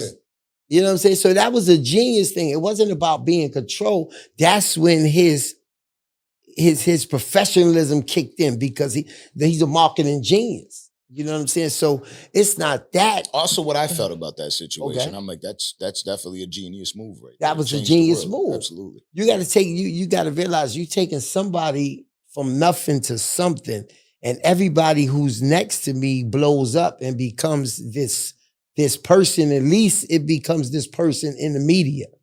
So now this is going to go along to who she is. Now, domestic abuse, as far as mentally and emotionally went through, I could never say that because I'm not a woman. You know, I could just see that my mother had fear and that's why she didn't leave. Now, my mother had fear of my father coming to do something to her, but then she also had fear of not being able to take care of the family. So when Cassie had fear, I think it was more of her career not coming alive than it was actually him being abusive, because I'm gonna remember one time him and Kim Porter was fighting, right? And I'm standing outside the car because I don't want to see nothing. I'm standing outside the car, but I see the car shaking. Boom, boom, boom, car going up and down and all that. So we are right here on Sunset in front of the Beverly Hills Hotel. So Kim gets out the car, hair all fucked up and everything, right? She gets out the car, fixes her hair, and she says, you keep it up. She said, I want to see you explain this motherfucker scratch I'm going to put on your face in front of the media tomorrow. You know what I'm saying? So you got some people that understand like, yo, he got to go in front of 1 million cameras tomorrow. If you got a mark going on your face, how are you going to explain that? So Kim knew her power. And when it came to, you know, I listened to people say certain stuff. Kim told me another time, she said, Bonds, everything that I go through, I allow. She said, I allow. She told me that out of her face, right? And she said, whenever I get tired of this shit, I got 4 of them. She said, I can leave whenever I want. And Puff came back to me like 10 minutes later. He said, yo, what she say to you? I said, yo, she said, I got 4 of them. I said, yo, what she meant? He said, yeah, she got 4 of them. And when I thought about it, it was Quincy. Yeah. It was Kristen. Right, the kids. And it was the 2 kids. So whenever I want, this is $30,000 a piece a month. So I could get $120,000 a month from this man whenever I'm tired of it. But I guess she wasn't tired of it. You know what I'm saying? So I look at the same thing with Cassie. I feel like, yeah, she ain't got no kids or nothing, but I'm still going to stand on the fact that you could leave when you want, because I know Puff. You ain't talking about somebody I don't know. Out of all the bad shit I could say about him and all the disloyal shit I could say about him, he don't want no problem with the police. He don't want no problem with the feds, and he don't want to have to give up his money. You know what I'm saying? So I've seen him in relationships where girls said, I'm not fucking with you no more. Yeah, we go over to the house 2 or 3 more times. Yo, pull up. You know, pull up. Yo, let's talk. But then when he see the girl serious, he's going on. He's on to the next one. You know what I'm saying? So I feel like if you stand on that, yeah, he would have went on to the next one. You know, the one thing you can't take away is that he's Diddy. You know, he's worth X, Y, Z. This man done been with some of the top women of the world. You know what I'm saying? So you say, damn, do I gotta stay with this? But then mentally, you don't know where a person is mentally neither. You know what I'm saying? Could she have been scared? Yes, she could have been scared. Like I said, getting beat on allegedly make you feel a certain way. Seeing a person power I make you feel a certain way, not knowing how much power you really have, because that's what I think it all boils down to. She didn't realize how much power she had. You know what I'm saying? She didn't say the right things. The power that she now realizes that she has, to be able to do what she did, it took, it took a set, And what do you think that happened? Who do you think gave her that power? I have no idea. That's the question. I would say her husband gave her that power. Her husband seems to be a very confident dude, because once a person tells you, I got your back, no matter what, now you can tell everything that went on, because nobody wants to hear how many people fuck their wife. I don't care what you say. You don't want to hear that. Right. So once you get that power and your husband sits you down, or your significant other, it might be your wife or whatever, says, tell me everything. Because after you tell me everything, it ain't nothing the media or nobody else could say. Right. So if we survive this, then we can survive that. You know what I'm saying? So I really feel like because of that situation, he gave her the strength to come forward. And do I feel like she wrong for coming forward? Hell no. Get your money. You know what I'm saying? Now, she said a lot of wild stuff in there. And like you said, this is Diddy. Right. It's Diddy. This is Landon's favorite part right here. He could get whatever girl he wants. Right. You know what I mean? So now she's making these accusations. So he's watched these men with big black penises to come over here. She's talking about the videos. Now, in your experience with him, you know what I mean? In your experience with him, is she going a little crazy saying that, he's got the little fruitiness in him? Allegedly. He's got the fruity genes? Allegedly. Allegedly. I'm going to be honest with you. I've never seen nothing of that nature, right? But a freak, I would say he's definitely a freak. You know what I'm saying? I've never seen any homosexual activity of no way, form, or fashion. But I have seen things that would make you question things, like I heard Gene say something about going into the sex store and buying certain things. Yeah, I witnessed that. You know what I'm saying? I witnessed going into the sex store, going into the Hustler on Sunset and buying different things. But when a person buys things of that nature, I'm automatically thinking they going to freak off with their girl. Yeah. You know what I'm saying?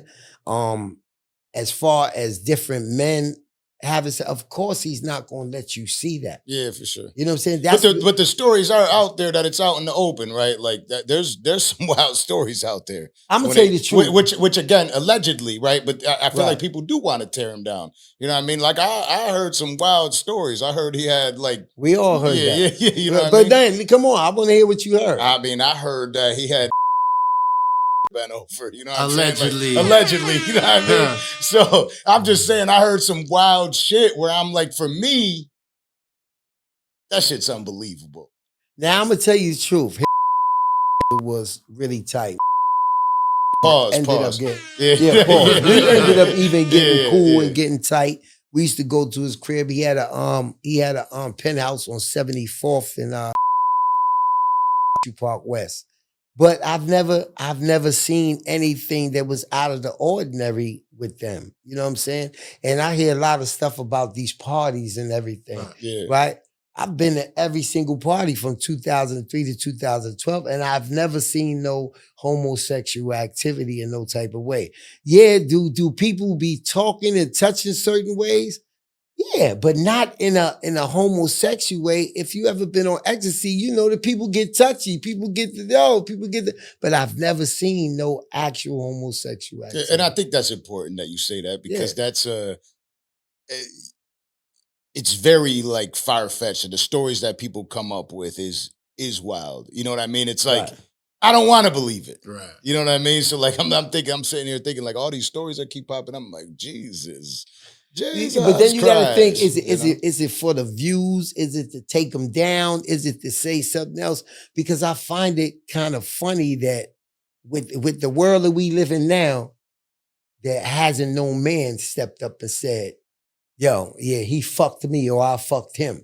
When we living in this world, quote unquote, where it's okay to be gay and say different things like that, where NDAs are involved, but as long as it's a legal activity, NDAs doesn't count. I feel like for the money that somebody would have stepped up. You know what I'm saying? So I find that part kind of funny, but when you're dealing with social media, and you're dealing with the internet, people could come up with so many things. Yeah, because they take something and twist it, right? And Like you had the twist it. Justin Bieber story where he's got the interview with Justin Bieber. He said he adopted him, right? And then he's with him for I don't know how long Like he a couple actually, or weeks or if something he like actually that, yeah. adopted him. But they're like, in the video he looks kind of nervous. Maybe Diddy was taking advantage of him. And No, then you I had was that- actually there that day. We was in Miami, and you talking about the day that he was showing the Lamborghini and everything, and he Yeah. was saying, actually Scooter Brown brought him over that day, and he was outside, and he was just like telling Justin, like, yo, this is what you can have, because at this time, Justin couldn't believe it. You know what I'm saying? And he was like, yo, this is what you can have. You know what I'm saying? But it wasn't no thing where he spent the night or he stayed the night or nothing like that. They took a 2-hour visit and just made it crazy. But it was just basically a 2-hour visit. And then Justin Bieber actually became really, really close friends with his other son, Quincy, because they lived really close to each other. So that part, it was just... So I think that part, right, like people forget that Diddy is a dad. Right. So at that time, Justin Bieber is just a child. So he could have very well just been playing the dad role. Right. It was one of those things where they just brought him over and they wanted him to see what it could be. Because at the end of the day, he's Diddy. I think at this time, he might have been about 24, 25. And to have these type of things at this age, it's more or less, I've seen the dudes from what you call it? I forgot their name, but Herman, Tamar Braxton's husband had them. He brought them over. You know what I'm saying? They stayed over for a couple of hours. Well, like the B2K kids or whatever? Yeah. Okay. He brought them over. If it wasn't, who he had after B2K? It might have been B2K. Yeah, because I think before that was Immature, then it was B2K. Okay, so but there's also like B3, like Michael Jackson's sons or whatever. No, I don't think so. It was somebody Herb brought over. I know about Vitamin I know he B3, brought him but over. I don't know about the other one, B3. So people used to bring them over just to get his okay. Yo, what you think? You think, I think they need to do, because like I said, genius-wise, he's going to tell you how to market. He's going to tell you what, he just does that. Yo, you need to do this, you need to do that. I've been there where Lil Wayne's called and asked him, yo, I need some advice on this, that, and the other, and he gives them advice. That's one thing. And that's what makes me even madder about the situation, is because I see the things that you do for other people. So when my son got into this situation, I took him to Rikers Island to see Lil Wayne. You know what I'm saying? I had to wait across the bridge in the car. He got on the bus to go see Lil Wayne at Rikers Island. So it's like, when I see you going this far for other people, and it ain't even about me no more. I don't care if I don't have nothing. Everything was supposed, I don't care if we not speaking. Everything was, which we was speaking, because I was still over at Ciroc and I was over at De Leon, all the way up to the situation between him and Diageo just now. You know what I'm saying? So it's like. So you split from him when completely, like cut ties with him? When's the last time you spoke to Diddy? That you said that enough is enough? I spoke to Diddy 3 weeks ago. Damn. I spoke to 3 weeks ago. And one of the things that this conversation that hurt me was, I had asked him, I said, yo, I need $25,000 for my son appeal. And he hit me and said, yo, I'm going through something, I don't have it. And then he hit me back and said, but I may need your help. So I'm thinking, okay, we getting ready to squash this thing with Diageo. Okay, we getting ready to take this De Leon to another level. But then the next morning, everybody's hitting my phone. Yo, you know Cassie got you in the lawsuit. So when he said, I need your help, he already knew that my name was in that lawsuit. I just never knew. Right. He knew for months that my name was in that lawsuit. But he didn't know how him asking me for help would come. But when I reached out to him and asked him for that money, I opened the door. I said, yo, listen. I said, yo, my exact words was this. I said, yo, I need $25,000 for my son appeal. He hit me back, said, yo, I'm going through something. I don't have it right now. He said, I may need your help. I said, okay, you know what it is. It's love and loyalty. And then he sent me the love sign. But when the next morning came and I seen the Cassie situation, I called him. And he was like, yo, B, I'm happy you gonna speak your truth. You know what I'm saying? But not once did he mention anything about my son. So once again, it brought me back to the Diddy that I know. Even though you're going through X, Y, Z, so I try to say, God damn, he done got hit with all these lawsuits. The last thing he thinking about me. But for you not to even ask about my son lets me know, Bonds, it's time to wake up. You're gonna be loyal to a fault again. Here you go again, but your son is in the same situation. He said, yo, I know you're going through a lot. That pressure's killing you. Yeah, that pressure's killing me. But you ain't mentioned nothing about this. You feel pressure. like his back was a little bit against the wall and he was looking for a friend? If he was, he wouldn't say it. I feel like the only friend that Diddy actually really had was Andre Harrell. You know what I'm saying? And I feel like when Andre Harrell passed that he had no other friend. You got a lot of people that want to be his friend, but he's not going to trust that because of who he is. Why you want to be my friend? So he don't let people in the door. Right. People that probably could be good friends. He's not going to let them in the door because of everything that he went through. You know what I'm saying? So then he goes back to what he said before. I don't know how to be a friend. Yeah. You know what I'm saying? So even if he needs your help, he's supposed to be Diddy. He's the billionaire. He's the this, that, and other. He's not going to tell you he needs help. You know what I'm saying? Do you picture your name popping up anywhere else? Like, have you ever been in another situation where, you know, aside from Cassie, that you actually witnessed the physical abuse? Well, like I said, I seen him and Kim go through it. You know what I'm saying? Between him and Kim going through it, I've never really seen another woman. You know what I'm saying? I seen Kim go through it. I seen Cassie go through it.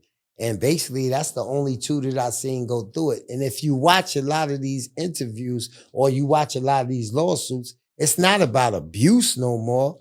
It's about being drugged and sexual. So I've seen sexual things as far as different women and stuff like that, but I've never seen the dropping of a pill or anything like that. I'm looking at it as, yo, he's Diddy. It's a bunch of people in here fucking and he's fucking. Now, how he got to fuck is the question that's being asked now. You know what I'm saying? Because it's not about them. Nobody has came forward and said that he was physically abusive. Everybody that's coming forward now is saying that I was drugged. And that's the part that I have the problem with, saying that you was drugged, but you enjoyed it and you had a good time, because nobody I seen woke up in the morning and looked at the stroke. Because I would take him down, yo, make sure she get in the car. Right. Or yo, can you go drop her off? Or something like that. And I feel like I would have been able to detect that look. Like, I just need to talk to somebody or something. You know what I'm saying? I didn't see none of that. I seen everybody that was happy-go-lucky when they was leaving. You know what I'm saying? Because 9 times out of 10, he's not walking them downstairs. He's not going to be the one drop them off. He's not going to be the one that walk them to the car. But like I said, we live together. So it might be like, oh, can you walk her to the car, yo? Take her out to the lot. So I've never seen nobody like, and I look at them because they was some fine girls, you know, so I'm going to look. I never seen no black eyes or no blood. The only ones that I seen them go through with that was Cassie and Kim. And rest in peace to Kim. Yeah, rest in peace. Wow. You know, I'm sitting here, I'm sitting here listening to it. I'm like, there's a lot going on, and there's obviously a lot of, you know, there's a lot of stories, but I can't imagine that it was all bad, right? Like I gotta think that, you know, Diddy is Diddy for a reason, right? I believe you, the way you paint yourself and the way you speak of your life and your upbringing, I believe there's a reason that you were loyal to Diddy for so long.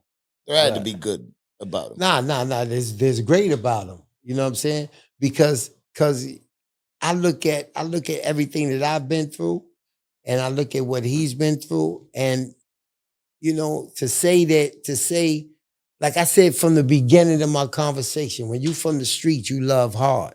Yeah. You know what I'm saying? Like, you love your dude. Like, yo, that's my nigga. I love him. You know what I'm saying? You can't live with somebody and stay with somebody for that long and don't say you love them. Right. You know what I'm saying? Like it's real. Like when you on private jets, you in these cities and you in these countries with nobody but y'all too.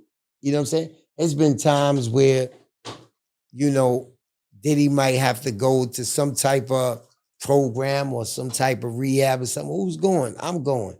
You know what I'm saying? Where I'm gonna go sit inside a resort for a week while he go through the rehabilitation stuff and all that. Because he's tried to get help times for certain things. You know what I'm saying? And you be like, okay, I got your back. To me, those are things that you love about a person. You know what I'm saying? When you escape, like it was the time when Suge, right? And I was sitting in front of the Beverly Hills Hotel and I seen Suge pull up and I hit my man. I said, yo, you know Suge getting ready to come in. And I watched Diddy, man. I watched him. And this was when I was like, yeah, that's my man. You know what I'm saying? Because he stepped right to Suge. And he said, yo, what's good? And then him and Suge start talking. Suge said, nah, B, that was years ago. I ain't got no problem with you. I'm out here trying to do shit for the kids. You know what I'm saying? So Puff introduced us, you know what I'm saying? And Puff said, yo, B, I heard you was talking some shit about me, yo. And he said, nah, man. And Puff stood there and he said, yo, man, no matter what goes on next week, he said, you know that me and you was here today and we seen eye to eye on this. And we know no matter what, that what happened. And he said, nah, you right. So it's things like that and moments like that where I was like, yeah, that's my man. You know what I'm saying? So it's so many different things, man. It's like Christmas time, it's trips. And then it's times where you see the vulnerability. When a person gets sick, it's been times where I had to carry him into the hospital. You know what I'm saying? To me, those are things that meant everything. But to him, you learn that it's just part of the job. You know what I'm saying? Like if you were just an employee, you didn't really value him, you didn't care. You know, it's just like you did it because it's your job and because I'm paying you to do it. Exactly. And which you see a lot from people that have a problem trusting. Right. You know, so it is tough, right? You see that, but there is a side. There's a world out there that believes that that's enough. He paid you. Right. I mean, what else does he need to do for you? What do you want him to do? You know, hold your hand throughout your life and take care of all your situations. Yeah, but he don't pay you for the extracurricular. If my job was from 9 to 5, I would agree everything. I would agree with you 100%. Yeah. But when you sitting in the studio, you gotta agree with me. There's the critics out there. You know the critics. Yeah. I would go for that if that's what it was. But when you got to get right, you know what I'm saying? Because it's 100 dudes outside. And it's just you and him, or it's just you and your man and him, that's extracurricular. Absolutely. You know Has there ever been a situation where you saved his life? I wouldn't say save his life. I wouldn't know that because his life is he's still living. Yeah. So I would never know if I actually saved it. You know what I'm saying? Was I ready to die? Of course. You know what I'm saying? It was my man Ray Daniels, right? He had just DM'd me and he said, yo, Bonds, he said, man, I remember we was in 112.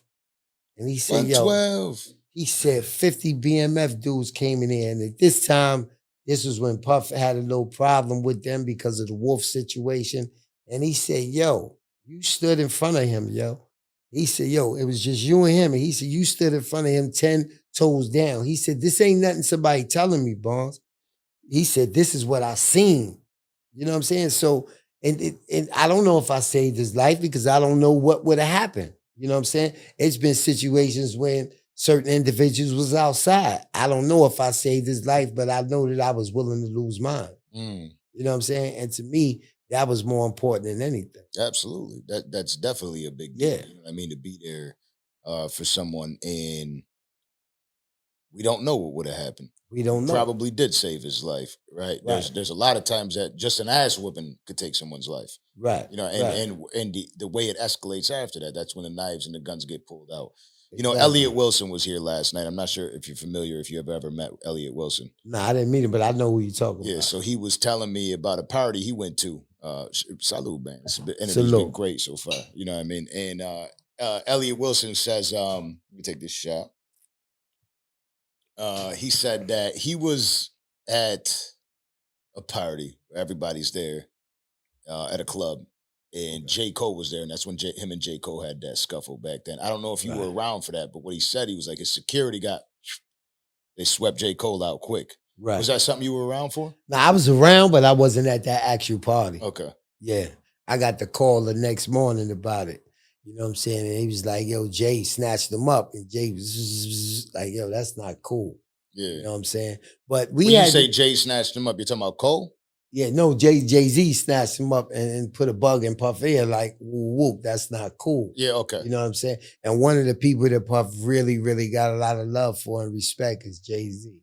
You know what I'm saying? So when he put that bug in his ear, you know, I heard. Yeah, because he was at the event, correct? Right. Jay-Z. So Jay-Z, because I know that J. Cole and Puff, and just because I don't know about the situation, even Elliot Wilson was like, I was hanging out with Macklemore because I thought he was, you know, I thought he was lonely. I wanted to hang out with him. He was doing the same thing I'm doing. But so J. Cole and Puff, they got physical. Right. And Jay-Z walks in because at that time was J. Cole his artist? He still is artist, yeah. No, I mean like, he still his artist? Yeah. He's still over there? Okay. Rock Nation, the management shit. Okay. Yeah. And then, so he kind of was like, chill out, that's my guy right there. You know what I mean? Okay. That's dope. But I feel like it was more of a, you gonna look crazy fighting this young boy. Right, because who don't like J. Cole? Right. Like you gonna, same thing with Drake. You gonna look crazy smacking Drake. Does anybody know why that shit happened? Like, what was the reason behind Puff and J. Cole getting into it? Allegedly. I can't even lie to you and tell you. What about Drake? Well, Drake caught a swift slap, right? Yeah. Were you around for that? I wasn't there that night, but my phone was going so crazy the next morning. I felt like I was there. But I kind of felt that was going to happen, man, because Jay gave him a beat. You know what I mean? Puff had a beat, and Drake took the beat, and Drake did a record off it. And that's what a lot of people didn't know. He did a record off it allegedly. You know what I'm saying? And Puff got in his feelings about it. Yeah. Because see, what you gotta realize, sometimes people sit on beats so long, you think they don't want it. Right. And then when you see the success that a person is having off that beat, you be like, yo, that's my shit. You know what I'm saying? So allegedly, that's what happened. You know what I mean? It's like dealing with Puff, it's like night and day, man. Like it's days that I would pick him up and we wouldn't speak at all. Like I open up the back door, he get in, and we don't talk at all. And then it might get 6 or 7 o'clock. Yo, so what you doing tonight? And I look back like, yo, motherfucker, you ain't said shit to me all day. Now you gonna ask me what I'm doing tonight? You know what I'm saying? And it's times like that where you learn the person that you with. You learn when to speak, when not to speak, or they on some shit today, I'm not fucking with them. And that's how our relationship became. You know what I'm saying? But then the energy of what you around, when I say that, meaning if like you can only be fake, but for so long. Yeah. So you can only play like you don't see certain things or do certain things for so long. But when you start waking up miserable and you're like, yo, I'm 40 years old now. I'm 45 years old now. I don't want to party to 5 in the morning. Right. You know what I'm saying? I don't want to stay out 3 days in a row. Yeah, you know what I'm saying? I don't want to see a bunch of broads like that. Like this is stuff that really started to get to me. So I didn't really see no growth. So when I tell people I was sick, that's what it really came from. It came from outgrowing my situation and not seeing a bigger situation for myself. Right. You know what I'm saying? So when I went to Ciroc, I seen a bigger situation. You know what I'm saying? But I didn't see what a lot of people say they saw. But then I seen a lot of things that people ain't mentioned. You know what I'm saying? So it goes both ways. But what I did see, honestly, if I had to sum it up, I seen a person who's lonely. You know what I'm saying? Like, who's surrounded by 1 million people, but who's nobody that's there for him. Because that was going to be my next question. Like, do you see anybody that you could think of that's actually in his corner? Because that's one thing you don't see now. There's very few people standing up and be like, yo, I ride with Puff. Is there anybody that you could think of besides possibly Andre Harrell, maybe? Nah, I'm gonna tell you something. You know why nobody's standing up? Because the same shit he's being accused of is the things that they was doing. You know what I'm saying? So it's more or less of, let me just keep my mouth shut for a whole bunch of my shit come out. You know what I'm saying? Because like I said, the shit that they said he did was the norm. You know what I'm saying? Everybody was popping pills. Everybody was taking some X. Everybody was on NDA. So I think a lot of people that he was around was there, number one, because of the fame you're going to get for being next to Puff. Number two, you're going to get the pictures. Number three, you're going to get like, yo, I was at Diddy house for New Year's and this, that, and the other. So right now with all these things coming out, they're like, oh shit, I might have did the same thing to my shorty that I was with. So it's like, yo, just let me stay out, because if they pop out now and take his back, that might wake up a sleeping giant. You know what I'm saying? It might be a girl that's sitting in the back saying, you got your nerve saying that shit when you did that. Yeah. You know what I'm saying? And then I feel like a lot of people got to be quiet. It's like that Epstein shit, right? Like, exactly. You know, allegedly. Allegedly. You know, not for Epstein. I think Epstein's like a proven. I'm just saying for Diddy, right? Like allegedly, and it's tough, right? Like I'm torn. I'm not afraid to speak to it. I mean, we're here on the Danza Project. You feel me? I'm not afraid to speak about it. You know, and I do appreciate you for giving us this opportunity to have this interview with you. You know, half of the people are shook, shaking in their no way I'm having a conversation with you. I don't want to cut my ties. Again, I don't, and that's why I started this interview with that. Like, I don't have ties to anybody. What I do is me. You know, I don't have to worry about anything else. But and I appreciate you talking that way, because you got some people that just want you to say the dirt. Like, I don't want to hear nothing else but the dirt. Yeah. You know what I'm saying? Nah, I'm gonna tell you the truth. And that's what I've been living on for the last 2-3 weeks. And so, you know, I get a lot of women that's mad at me, this, that, and other. But I tell them, yo, it's two sides to every story. Absolutely. You know what I'm saying? Now, the physical side of it, yeah, you gotta tell it, but you gotta also tell that sometimes she was physical. Yeah. You know what I'm saying? But you're gonna allegedly. But you're gonna always get it as a man. What was the reason, right? Like, what do you feel like was the reason for most of these fights that they were having? I think control was the first one. I think you speaking your own mind and you feeling like, you got to remember, Cassie was 17 years old, 18 years old. So it's like a daddy version. And then somebody comes into they self at 24, 25. They're no longer that person that's listening to everything that you say no more. Yeah. Because now they're a woman. Right. You know what I'm saying? So you're not expecting her to say something back. You're not expecting her to get smart back. You're not expecting her, like she said when she was talking to another manager and somebody that could further her career. Because at 17, 18, 19, she's the same way that I say I was. You know what I'm saying? You around Diddy now. You know what I'm saying? But now when that shit wears off and real life hits you, well, hold up, my career ain't went nowhere. Right. So now I'm trying to talk to different people to get my career. I'm still living off the same single and the same album that Ryan Leslie did for me. So I've been living on promises. So now you start to call somebody out on them promises. Poor Ryan Leslie. You know what I'm saying? Yeah, I felt for my brother. B. I was there for all that. I felt for my brother. And he a good brother, man. Yeah, he is.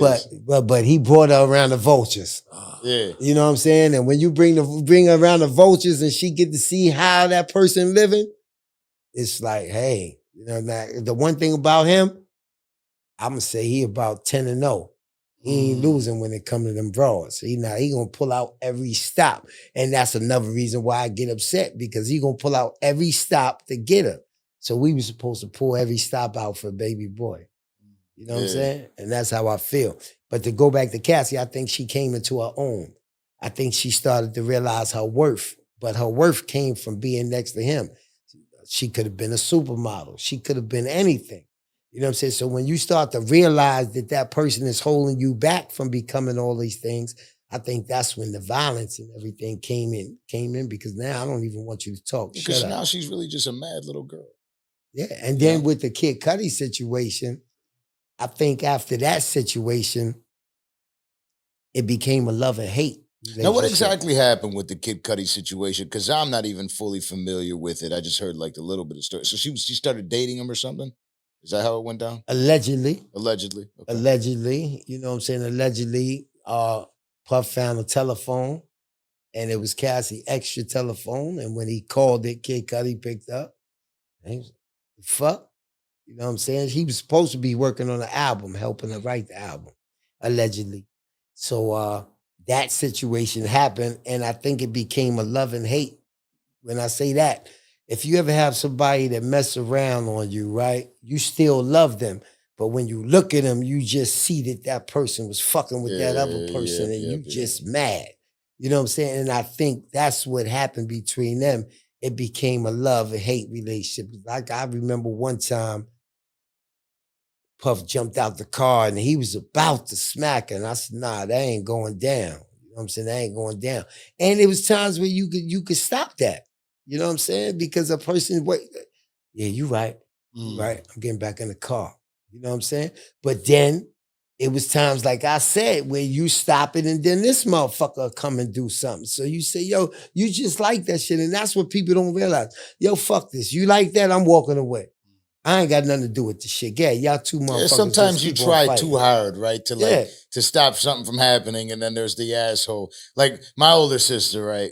My older sister's an asshole. You know what I mean? And don't get me wrong, she was right in a lot of her situations. But when my older sister was wrong and she wanted to put her hands on somebody, I couldn't stop her. Like it was just like, God damn, Susie, there's been 40 minutes I've been trying to stop you. And you just walk away from it. Just do what you got to do. Then I don't even want to deal with this shit. Go ahead, do what you got to do. So nobody understands that. Everybody says, small girl, big man, you stop her. That's it. That's simple. They don't understand the aggression of what's going on, the argument, the slipping away. You grab her, she slips away. You grab him, he slips away. Like, they don't understand that. So the only thing they could say, you should have stopped it. You were there. You saw it. You're part of the situation now. And you stayed. Yeah. And that's why I tell people, I say, yo, yeah, I stayed. Would you really leave? Like, would you leave your situation? And it ain't a bad situation. Like I'm telling you, it ain't a bad, you saying one situation here, one situation there, but it's 365 days in a year. So the other 320 days ain't nothing going on, but it's a good time. Right. It's a great time. When you look in your bank accounts, you straight. When you look at your mortgage, you straight. All of these things play a factor in everything that you deal with and everything that you put up with. So when you dealing with that, you say, okay, I'm gonna look the other way for certain things. But you can't look the other way when it's blatant. Right. You know what I'm saying? Like, if I seen you drop somebody in somebody cup, even if I don't say nothing, I'm coming over to get that cup. Right. Yeah, I'm like, yo, don't drink that. Yo. She didn't even know it. You know, yeah. I don't drink that. And that's where I feel that's the only thing that I feel bad about is that a lot of these accusations that's coming out now is a money grab. Right. You know what I'm saying? It is a money grab because not saying that he didn't do it. Not saying that he didn't give somebody an X or give somebody something. What I'm saying is that they knew. They knew. Okay. You know what I'm saying? I think that's important. That's extremely important that people understand that is, okay, you could sit here and you can make all these wild accusations, but at the end of the day, were you a participant in these accusations? Oh, well, he raped me. You know, a lot of times, and you know, no disrespect to the women that actually go through it, because there's women that actually go through it, and that those situations are real.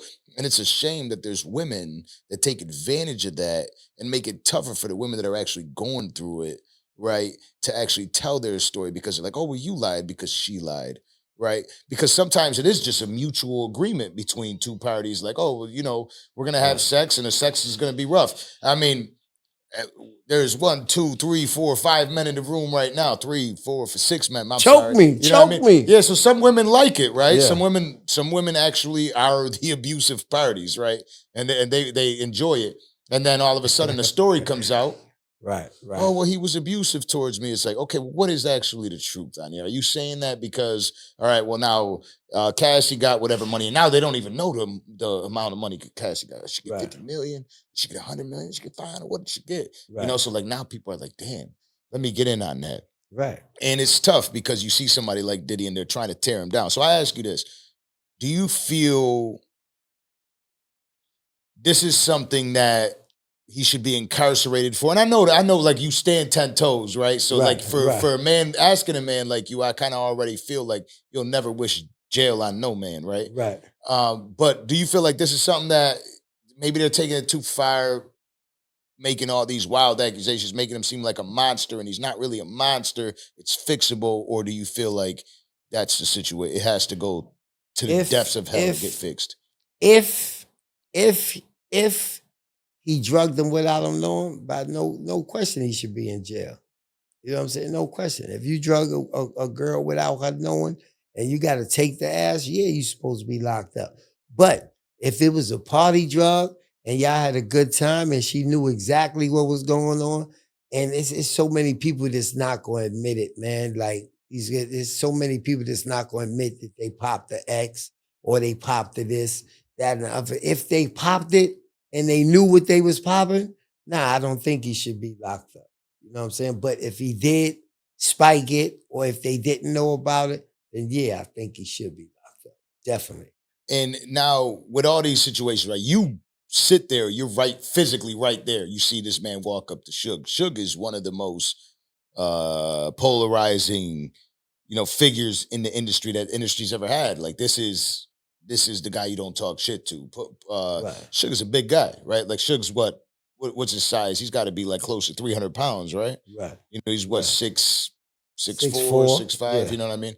So you see Puff walk up to him. Now you obviously have your own credibility, your own street cred. Right.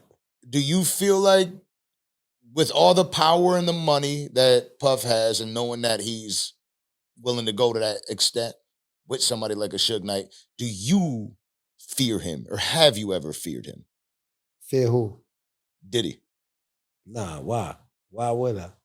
Like, I'm bummed. Money. Like, you know what I'm saying? Money. I never feared him. If I feared him, I wouldn't be sitting here talking to you right now.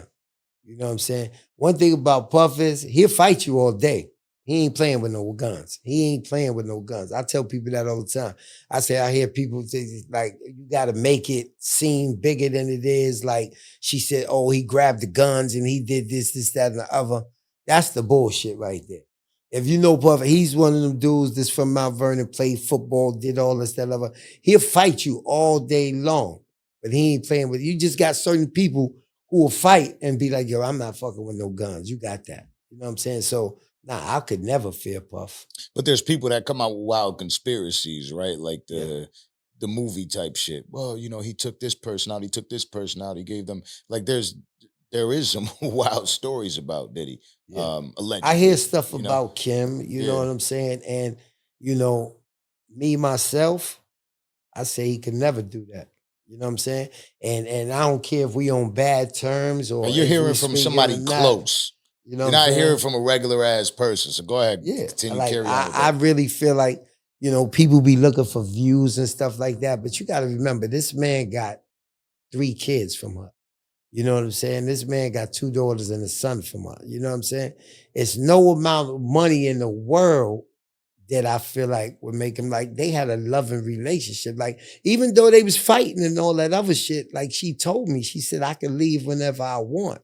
You know what I'm saying? And he had the best of both worlds because Kim dealt with him messing around. Kim dealt with Cassie.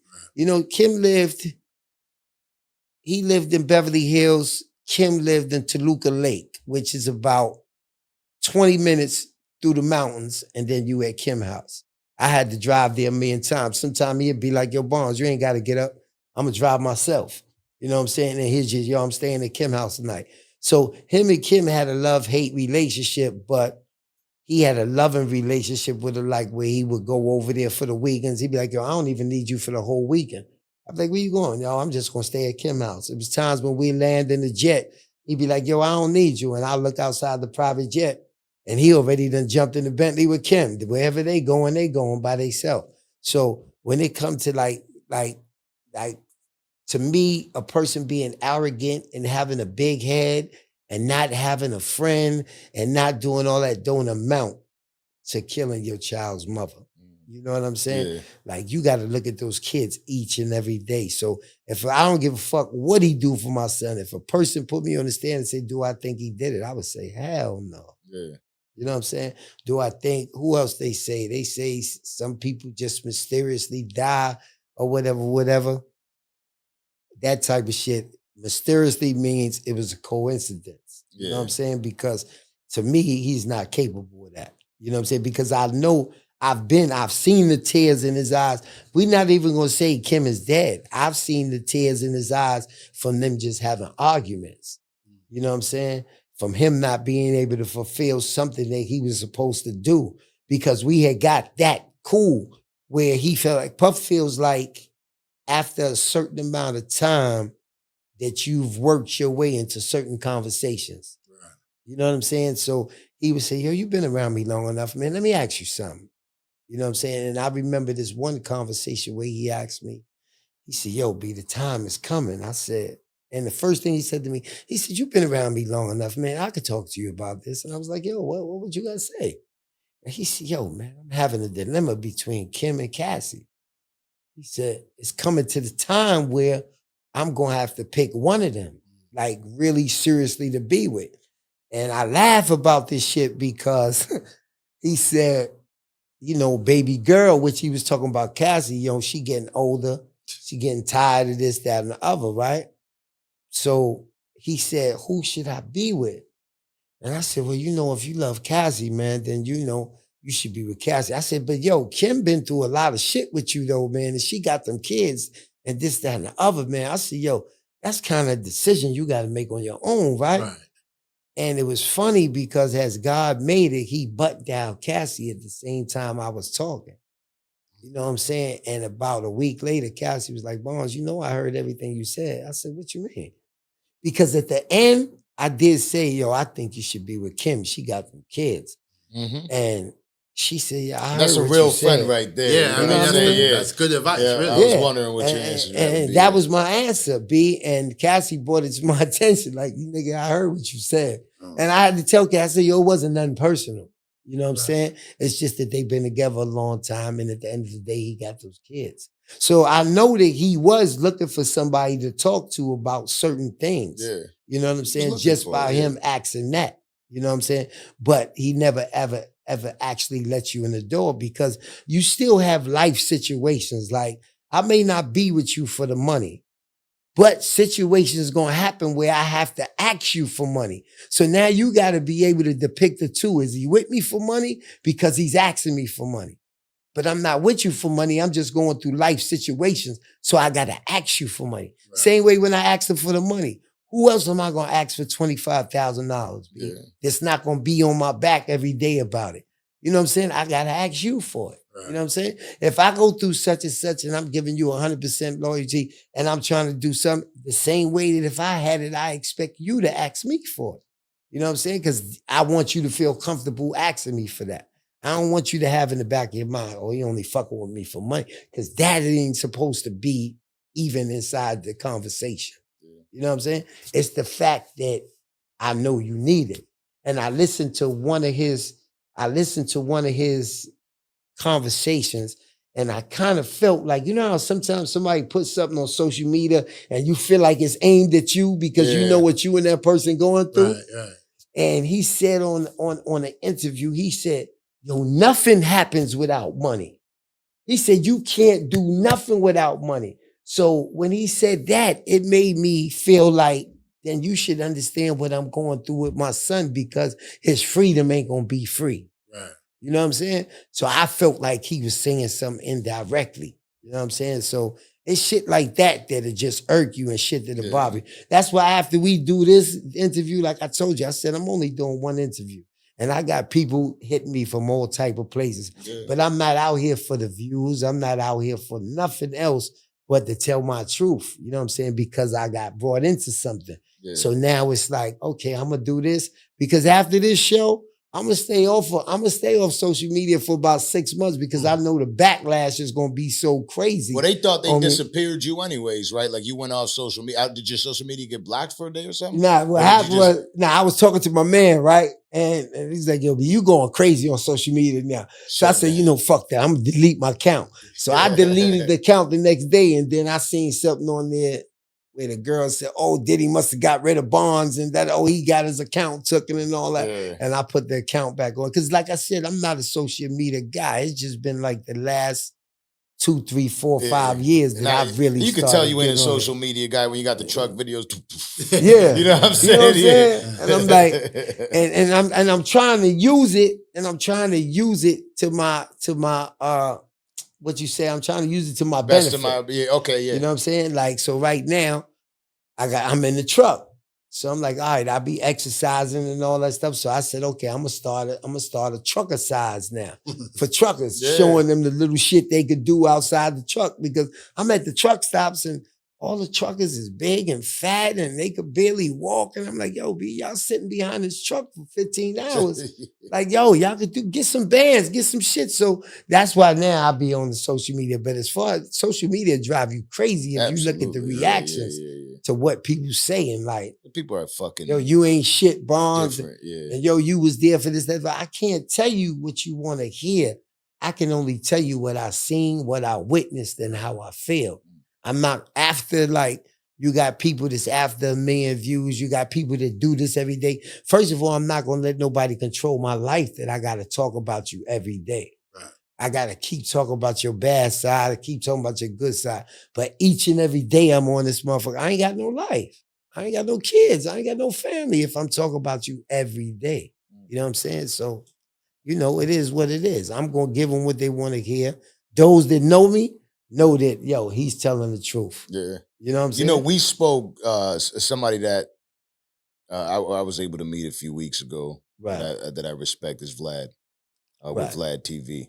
I spoke to him a bunch during the interview, even after the interview.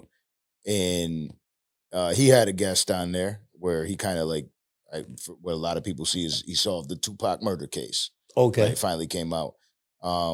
Keefe D said things, because you're sitting here and you're saying, Puff isn't with the gunplay. Right. And then you got somebody like Keefe D that is jumping on the internet. Allegedly Diddy's the one that paid for the hit. Right. Now, what do you feel about somebody like him saying something like that? First of all, I said, man, what the fuck was he thinking? First of all, getting on there talking about he was in the car and doing all this other shit. So I was like, yo, what is you doing? But he said he felt like he had the immunity and everything else like that, right? The one thing that I say, being like, people came to me and they was like, yo, man, they ran a Keefe house, man. Do you think it's something on the computer? Do that? Puff don't talk to nobody on no phones, first of all.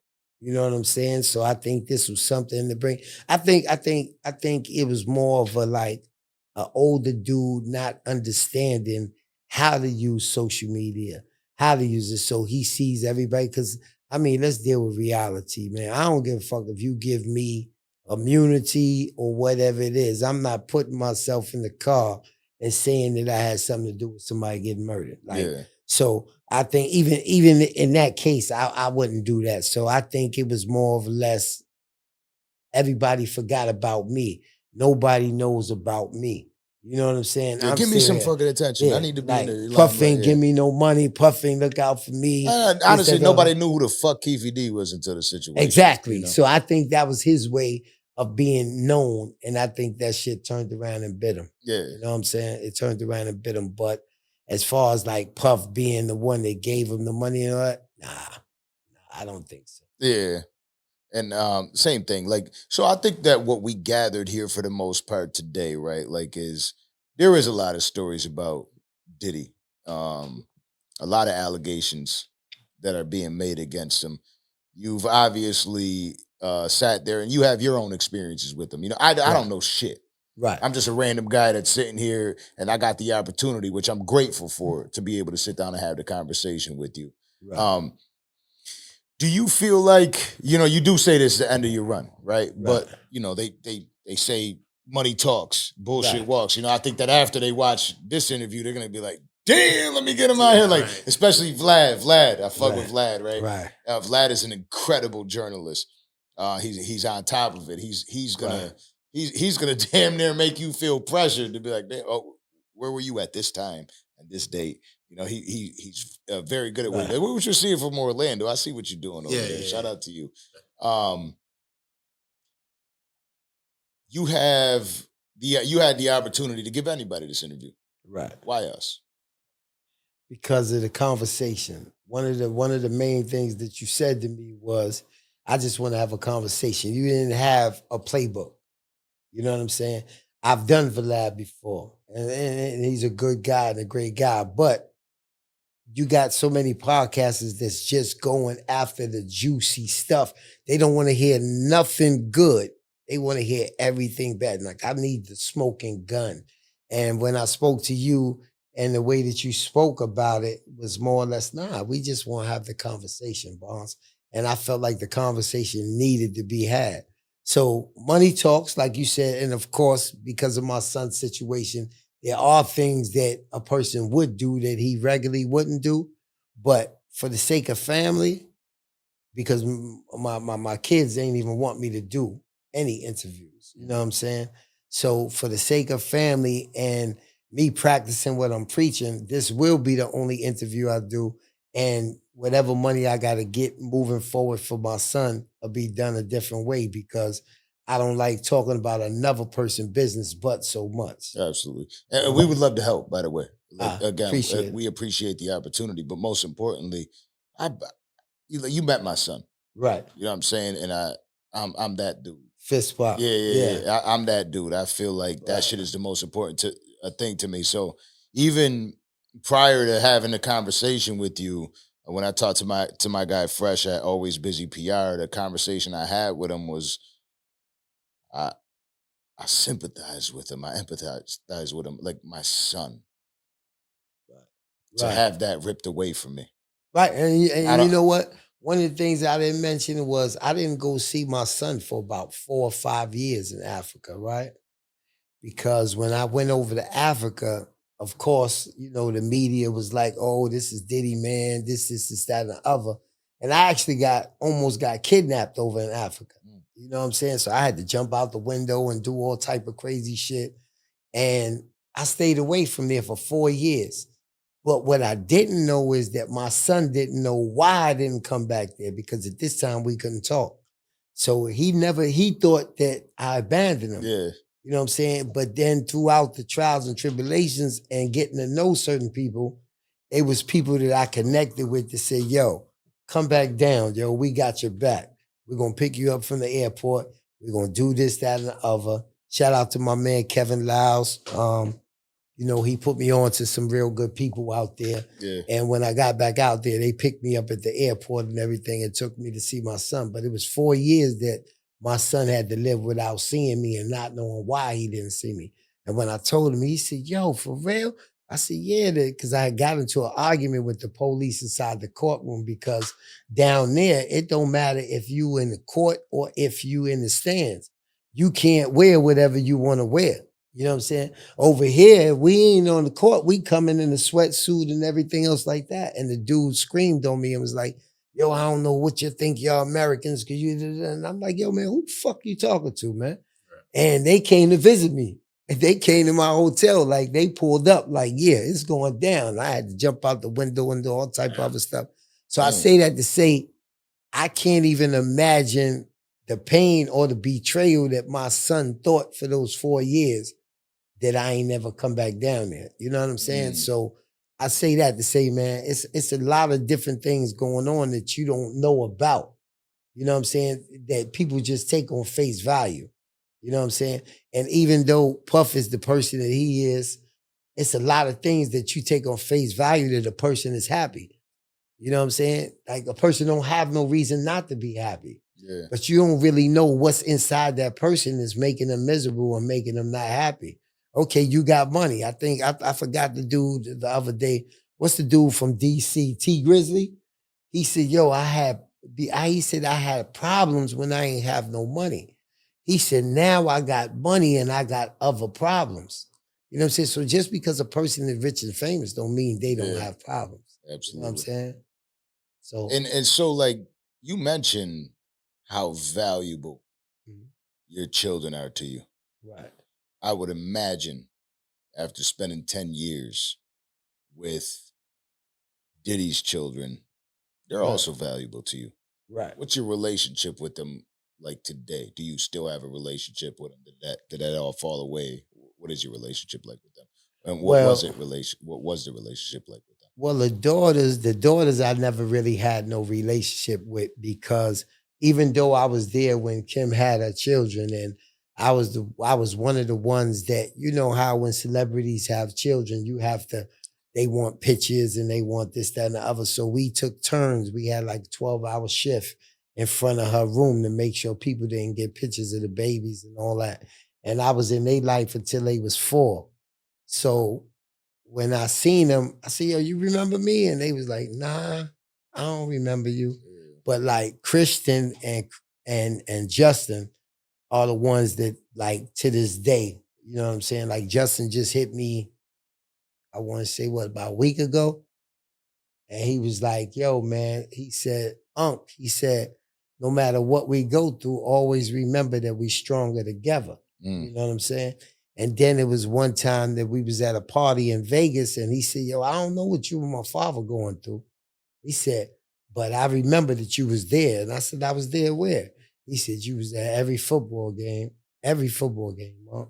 So when he talked to me like that, it's a relationship that ain't gonna never go nowhere. No matter what, they gotta respect their father because it's their father. Absolutely. But knowing deep down inside that I got the real love for them and they got the love for me is what, like when Justin comes to Atlanta, he's still gonna pick up the phone. Yo, Unc, because he's 30 years old now. So it's like, yo, Unc, I'm here. You know what I'm saying? So that relationship means a lot to me because, you know what I'm saying, I raised him. You know what I'm saying? And one of the things that I always told him, and when he told me I was at every football game, I told him, I said, don't forget who made sure I was at every football game. Because the one thing I realized is that a father and a son relationship, I don't never want you to think your father wasn't there. Yeah. For whatever reason he wasn't there for, he made sure somebody was there. Yeah. You know what I'm saying? And that's what I try to show. Which is valuable. Like it shows that you were obviously a loyal and true friend to Diddy. Right. Right. You went through the situation where your son, you find out, you know, he's a leader. Right. Now you got this story coming out, I believe, about Christian talking about GDK. Right. And he's out there. Do you feel like that's just bullshit? Or like it almost seems like it's the story repeating itself, doesn't it? It feels like that, but the only difference is one did everything in his power and one never experienced that. Like my son experienced it because regardless of what, he lived on 139th Street and 7th Avenue and Lenox Avenue. So, but then you got one that grew up behind a gated community all his life. It's one that's trying to be something, and it's one that really in reality doesn't have no choice but to be that.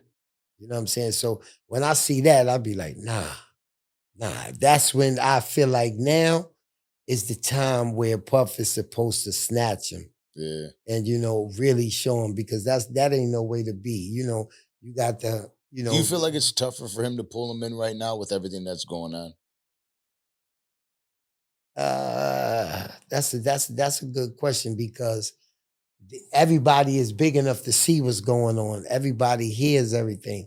But I feel like the respect and the loyalty that Christian has to his son, to his father, that if he was to pull him in, he would do exactly what he said to do. You know what I'm saying? Because I know that he knows his father loves him. So I know that if his father pulled him in and said, yo, listen, that ain't the way to go. But now you think it's a way for him to scream out for attention, though, by saying this? Or, you know, like he did look like he was probably drunk or fucked up in that situation. Right. He says this, right? Like he might have not been serious. He does that, but he's, you know, these kids now, it's almost like they want to money makes you think that you're something that you're not. Yeah. You know what I'm saying? And that's what I'm afraid of. Money makes you think that you're invincible. Money makes you think that you could do. Now when you say, yo, it's not your money. It's your father money. You know what I'm saying? Now, you still got to come outside. So if you're not willing to say, I'm going to stay inside, or you're not willing to pay for 10 security everywhere you go, I would say back up and leave that type of shit alone. Like, just be yourself. But I think he's caught in a place where to sell records, he thinks that he has to be something that he not. To be cool, he has to be something that he not. You know, the gang life ain't nothing. I've been in gangs all my life. I'm talking about gangs that people never even talk about no more, like the Zulu Nation. You know what I'm saying? Like the Black Spades. You know what I'm saying? Those was the gangs that we had coming up, if you want to, but they wasn't the gangs that they are now. Like, you know, the blood. It seems like it's a lot more scattered now, right? Like Yeah. a lot less attention to detail, more I'm part of something. Yeah. You know, more less loyalty, more look at me on social media. I'm one of those guys. I'm gonna be real. The loyalty is there. They loyal to each other, right? But what's going on there is the fact that all they got is each other. And that's what you gotta realize, man. These kids is for real about it. Like, they not playing about it. So when I look at Christian and them talking about it, I feel like you playing about it. But it's really kids out here, man, that's how they eat. Like, no, we are serious about this. You know what I'm saying? And that's where I think you're gonna bump into. Yeah, like you got food on your table. I gotta go hunt that food. I gotta go hunt that food. And they'll take 100 years like it's nothing. Yeah. You know what I'm saying? I was with him. Like, I take 100 years like it's nothing. I'm dying for the brotherhood. And if you don't feel that way, you would hate to find out about that when it's too late. You know what I'm saying? Yeah. And that's what could happen. Before we wrap up, I wanted to know, like, were you familiar with Harve Pierre? Because you know, there's the rumors going out that he's smoking crack or he smoked crack. Is that like something that,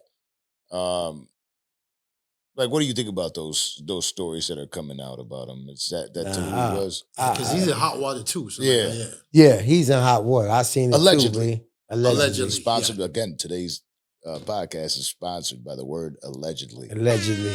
Yeah. Let's toast to that one. Yeah, there you go. There you go. Harve Pierre.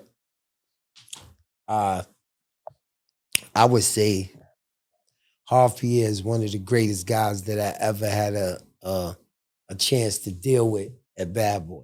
You know what I'm saying? As far as business-wise, as far as personal-wise, he been through a lot. He lost his daughter to crib death when she was a baby. You know what I'm saying? God bless her. To crib death. You know how? So like rolling over? Yeah, in the crib and, you know, stuff like that. Damn, that shit is terrifying. Yeah, right. Like, I can't front, right? 19 months, my son. Every day. Because I don't sleep normally. Like, I'm a type of dude. I'm up. Right. Always. So I'm grateful for that. Right. Because I can't tell you how many times I'm at the crib. Right. Yeah. Yeah. You know, he woke up and he needs mama's titty, but like, I'd rather him need mama's titty and wake her up. Right. Than to think that he ain't up. Right. You know what I'm saying? Right. It's a terrifying thing. So that's terrifying. I had to, yikes. Yeah. And he went through that. You know what I'm saying? It was a trying time. I was around for that. You know what I'm saying? So he's always been a humble dude. Like, the accusations that they make about him, I really don't see it. You know what I'm saying? I think everybody was took by surprise by that. You know what I'm saying? But if I had a chance to say, I would say he's definitely not smoking crack. He's always been business-minded, always been on top. And even though he left Bad Boy, I think he left Bad Boy around 2012, 2013. He's the only one that Puff trusts as far as like when he does the Bad Boy tour. You know what I'm saying? You got to get Harve Pierre because he know exactly my sound, the airs, the this, that, and the other. So I think he was charged with that accusation from like 2015 to 2017, which was the Bad Boy tour. You know what I'm saying? So I know that he was getting ready to come back again for the Love tour. You know what I'm saying? So as far as smoking crack, I wouldn't believe that. But then again, you know, I know that he's been through some trials and tribulations, and I don't know what that could drive a person to. Absolutely. Yeah, that's tough. Yeah. Losing a child is tough. There's two more questions I want to ask you, and then I definitely want to let you go because I know you got your own life too. And again, I appreciate you. One of those questions is, you detailed a lot of the things that you went through. And you got this major life, right? We could sit there and I could ask you the 1 to 10, where you at? 1 to 100, where do you feel that you're at the scale of life with all that you've accomplished and all that you've been through? Where do you feel like, if you were to sit there and look from the outside looking in, where are you on that meter? I'm on the bottom because I'm grinding and I'm hustling at the age of 56 like I'm 26. So to me, I'm at the bottom. Now, as far as life and life experiences, I'm at the top. You know what I'm saying? But as far as life accomplishments, I'm just happy to be alive and be free. And I think that's one of the things that keep me going, even though I don't have the things I used to have, or I don't have the things that I feel like I should have. Being that I've been through the things that I've been through, it made me just love life. You know what I'm saying? So I'm at the point where I wake up and I'm breathing, and I know dudes my age and that's younger than my age that didn't even wake up this morning. So now I'm at the point to say, okay, I'm going through this, I'm going through that, but I'm alive to feel it. You know what I'm saying? So if I have a bad day today, I'm alive to feel a bad day. You know what I'm saying? Some people ain't alive to feel a bad day or to say tomorrow is another day. So that's the thing that keeps my energy up. You know, some people say, and then inspiring people. So many people hit me and say, yo, Bonds, you inspired me, that every time I get ready to stop doing something, it's like, yo, B, you can't stop. You can't inspire. Because the little bit of power that I did have, and I didn't realize it till somebody else was just telling me on the phone, yo, you helped me, yo. You made a difference, yo. With the little bit I did have, I was able to help people. And I sit back and I listen to people say, yo, you helped me, yo. Like, yo, you did this for me, you did that for me. And I say, damn, a little bit of power that I had, I made a difference in a lot of people's life. So I'm happy with that. What does 100 look like for you then? So you got this whole scale, you're at the bottom. What does the end look like for you? What does the win look like for you? Honestly, for my kids and my wife to be happy. You know what I'm saying? So unity, all the kids home, your son's home. Yeah. You know, I want to be able to help my kids. Like, I got a daughter that's in the industry, right? And I was just telling my man Manny this. The other day, my daughter said, Dad, because she stayed at my apartment in Atlanta, right? She was in the studio. And she called me yesterday and she said, Dad, open up your computer. And when I opened up my computer, it was $200 in my computer.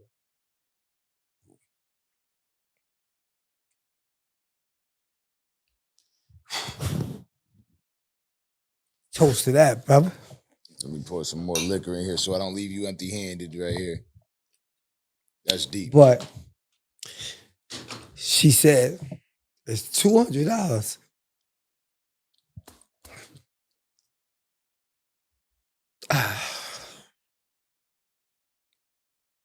Take your time, man. Take your time. I feel your pain. And that was like the deepest shit that actually hit me. And so 100 would be to be able to do for them, give them, have my son home. And I've been married for 25 years, right?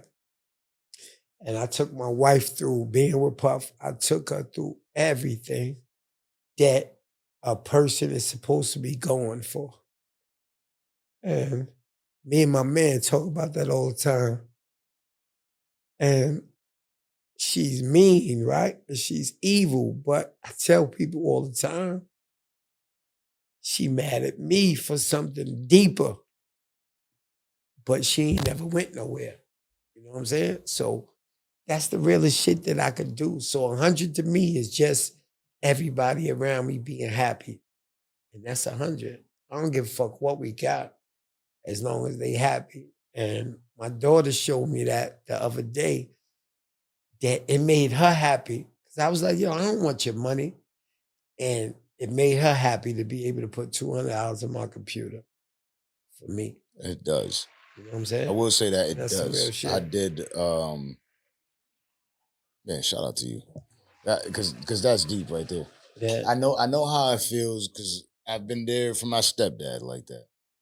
You know, I knew he was going through a rough time, and Right. and I just helped fix the equipment he had for his company. Right. And I left the check in his laptop, In the laptop. his computer, and It's a coincidence. yeah, and it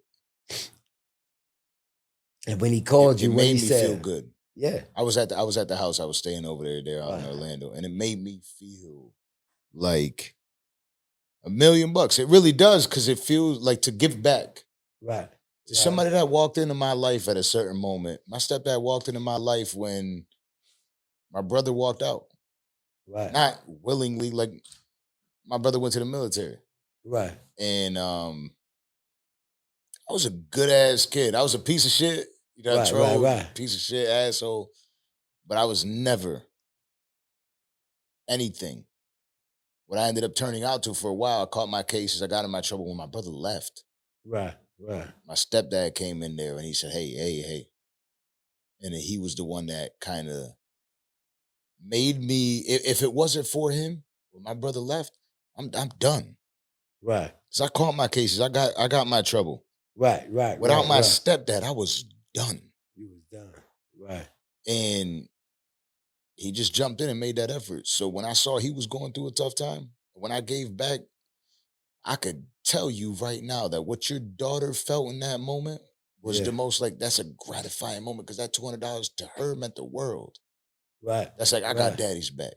Right. You know what I mean? Right. I got Superman's back. Right. Right. He found kryptonite. Kryptonite came after him. But I just stopped kryptonite. In that moment, that's how she felt. She felt like $1 million. So shout out to her. Yeah. No question. Because I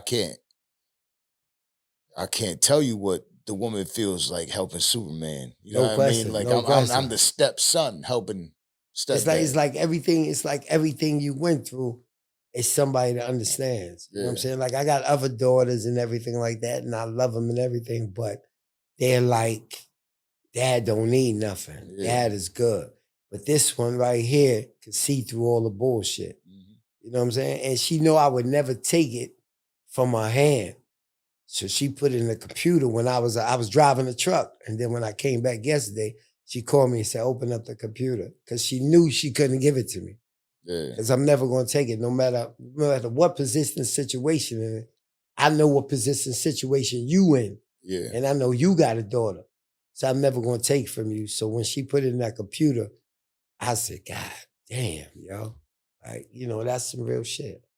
So I want to say, like, that shit took a turn. Yeah. Because family to me is the most important shit in the world. Like I tell you, I got my nephew living with me because he was going through some problems, and my other nephew right now is at home. Right. You know what I mean? Right. And it kills me. Like, right. That's just the most valuable shit in the world. Yeah, that's the only thing that could have brought me to tears. Was my daughter. You know what I'm saying? Like, not just her, all my kids, but like the kids is like, you know, especially now in 2023. You got siblings? Yeah.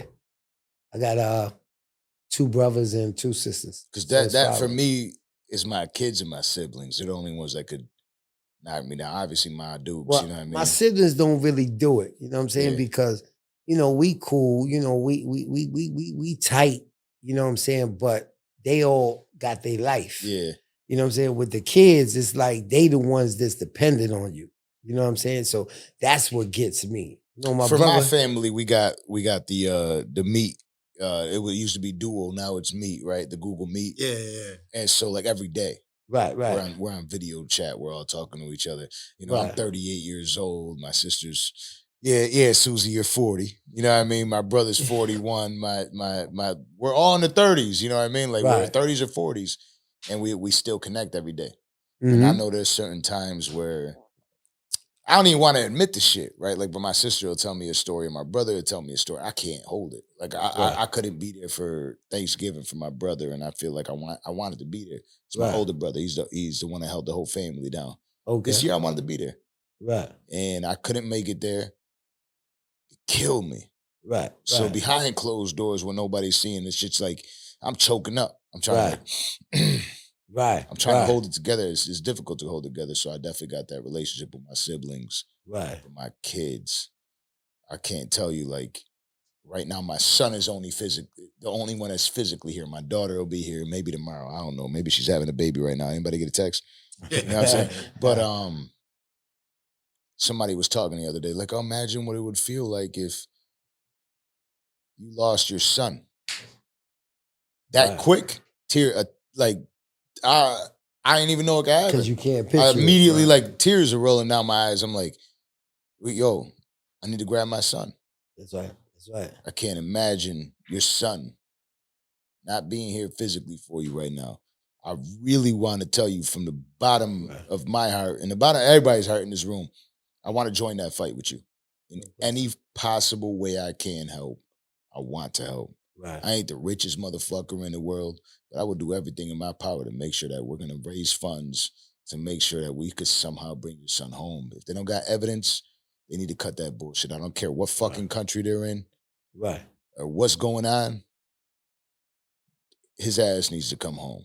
Yeah. You know what I mean? If they don't got that evidence and they ain't fucking, there's no reason they should be sitting there, oh, we're going to put the case of this. They know they got a polarizing figure. That's right. That's right. They know you're attached to Diddy. When Diddy spoke, maybe they were like, oh, well, if Diddy's involved in it, let's make an example out of this guy. And, you know what I mean? And it's funny you say that, right? Because that's what he said. You know what I'm saying? After he put up that post and it went crazy like that, he said, yo, Bonds, he said, yo, let's be quiet now. I said, what you mean? He said, yo, just let God do it. He said, because you don't want them to feel like... This is what your son said or what No, Diddy this said? is what Diddy said. Okay. He said, you don't want them to feel like they got to prove something to me because I posted it, or prove something to the United States. Yo, we don't care for celebrity, you know, something like that. So sometimes I sit back and say, damn, that's a gift and a curse. But then a lot of people that hit me say, yo, I didn't know nothing about this until he did. So, you know, it ain't even all about money. So my thing was like, yo, if you could post this once a month, I don't need you to post it every day. If you could post this once a month, it's going to bring people That's your son. that can help. I agree with you. You know what I'm saying? That's your son. Yeah. Like, yo, we still got this going on. You know, but yo, Roger Bond's son, da-da-da. And then that's going to make people come out and say, yo, where's the evidence? Where's the evidence? You got him held up in here. Where's the evidence? But without that, you know what I'm saying? That one post that he took down like a week later, and then I see, yo, why he took down his post? And then his man told me, he said, yo, you know, the PR people got on him. Yeah. You know, he trying to get money over there in Africa. He trying to do this. They, yo, the lashback came back. That would bother me. So, you know, now it's like, okay, damn. That relationship ain't worth it. If that relationship, with this podcast and shit, right? Right. If you're going to tell me who I can and can't interview, the relationship ain't worth it. Right. If you're going to tell me what I can and can't say, the relationship ain't worth it. I'm going to be me. Right. If you want to get behind me, get behind me. I made it 150 motherfucking 4 episodes without you. The fuck do I need to go to rest with you? That's right. You know what I mean? I make my own money. I do my own thing. Right. I only want people with me, and I only want to interview with people that I feel like stand on business. You know what I'm saying? Stand on business. Salute. Yeah. You got this camera right here, right? If this camera was Diddy, you know what I mean, to close this motherfucker out, what do you got to say to him? I would just tell him to humble himself, yo. Just humble yourself. Like, he a God-fearing dude, so he say, you know what I'm saying? Like, you know, that's one of the things. We used to go to church and all that shit together. So I would just say humble yourself, man, because right now, even if you didn't do a lot of the things that they say you did, you wasn't living the life that you were supposed to be living. You know what I'm saying? We all not. You know what I'm saying? So at this time, it's like, don't put your chest out. Like I seen he put up a post the other day, say, yo, I'm going to fight for this. I'm going to fight for my name. I'm going to fight. That's not what people want to hear right now. You know what I'm saying? Because you still not admitting to nothing. You know what I'm saying? So I would just say, humble yourself. I wouldn't even say, yo, come to me now and try to help me, because for all this to happen and then now to get your help, I wouldn't feel like it was authentic. Yeah. You know what I'm saying?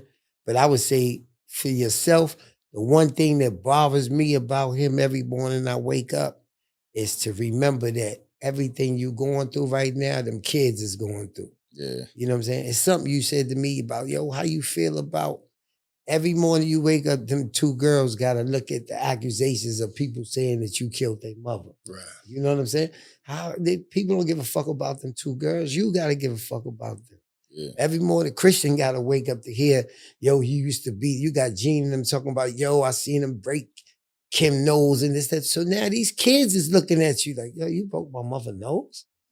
You did that to my mom? So, but they can't say nothing or do nothing because you the man. You know, they live with you. You the man. So I would say, yo, fuck social media. Fuck what these people doing and work on your relationship with your kids. Yeah. That's exactly what I would say. Humble yourself. My man. Yeah. I appreciate you greatly No for the question. interview I tonight. appreciate you. I got a newfound respect for you. I respect after it. having that Brought a nigga to tears tonight, yo. Come on, B. Yeah, I know my man sitting back there like, man. Yeah. You know, but it's real. You know what I'm saying? And that's one of the things that really hit me, man, is my kids, because I want to do more for them. You know what I'm saying? You know, I got an older daughter that got 2 kids, and she ain't in the situation she want to be in. And we all do these type of things hoping that we going to put them in a better situation. Yeah. You know what I mean? And as a father, I feel what you're going through, my man. No like question. that ass. I feel like I want to help in any way I can to help your son. I appreciate You know what I'm saying? that. Much love, much respect. You know what I'm saying? Real shit. Listen, Orlando, go ahead. Landon, sign us off. It's episode what? 150? 154. 154. We got my guy in the building. Salute. Roger Bonds, you know what I'm saying? You know, Barry Bonds. Roger, you know what I mean? Roger Like Bonds. Roger Clemens, the Golden Eye, you know what I mean? Yeah. James Bond in the building. Much respect. Again, we're going to leave the links for you in regards to his son, because I feel like that's my life's mission now too. It's one of the pieces in it. I inherit that shit and I take it seriously. Let's bring his son home. His son deserves to be home. They don't got no evidence. Bring his ass home. He needs to be home with his family. And this example shit, it happens way too often. We saw that in Russia, what they were doing with Brittany Griner. Right. When it's outside of the country, they try to make examples of people. It's time to bring them home. We see it with ASAP in Switzerland. Yeah, it's time to bring them home. Yeah. We need a president that gives a fuck enough about these people, that says, you know what, let's bring these people home, because when they're outside of the country, we're targets. Americans are targets. It's time to bring them home. So, you know, we'll give you all the links. We'll provide you all the information. Let's make that happen. You know, let's all get together and do that. Again, this is episode number 154. Roger Bonds in the building. You know what it is. Danza Project. Let's go. Sign off.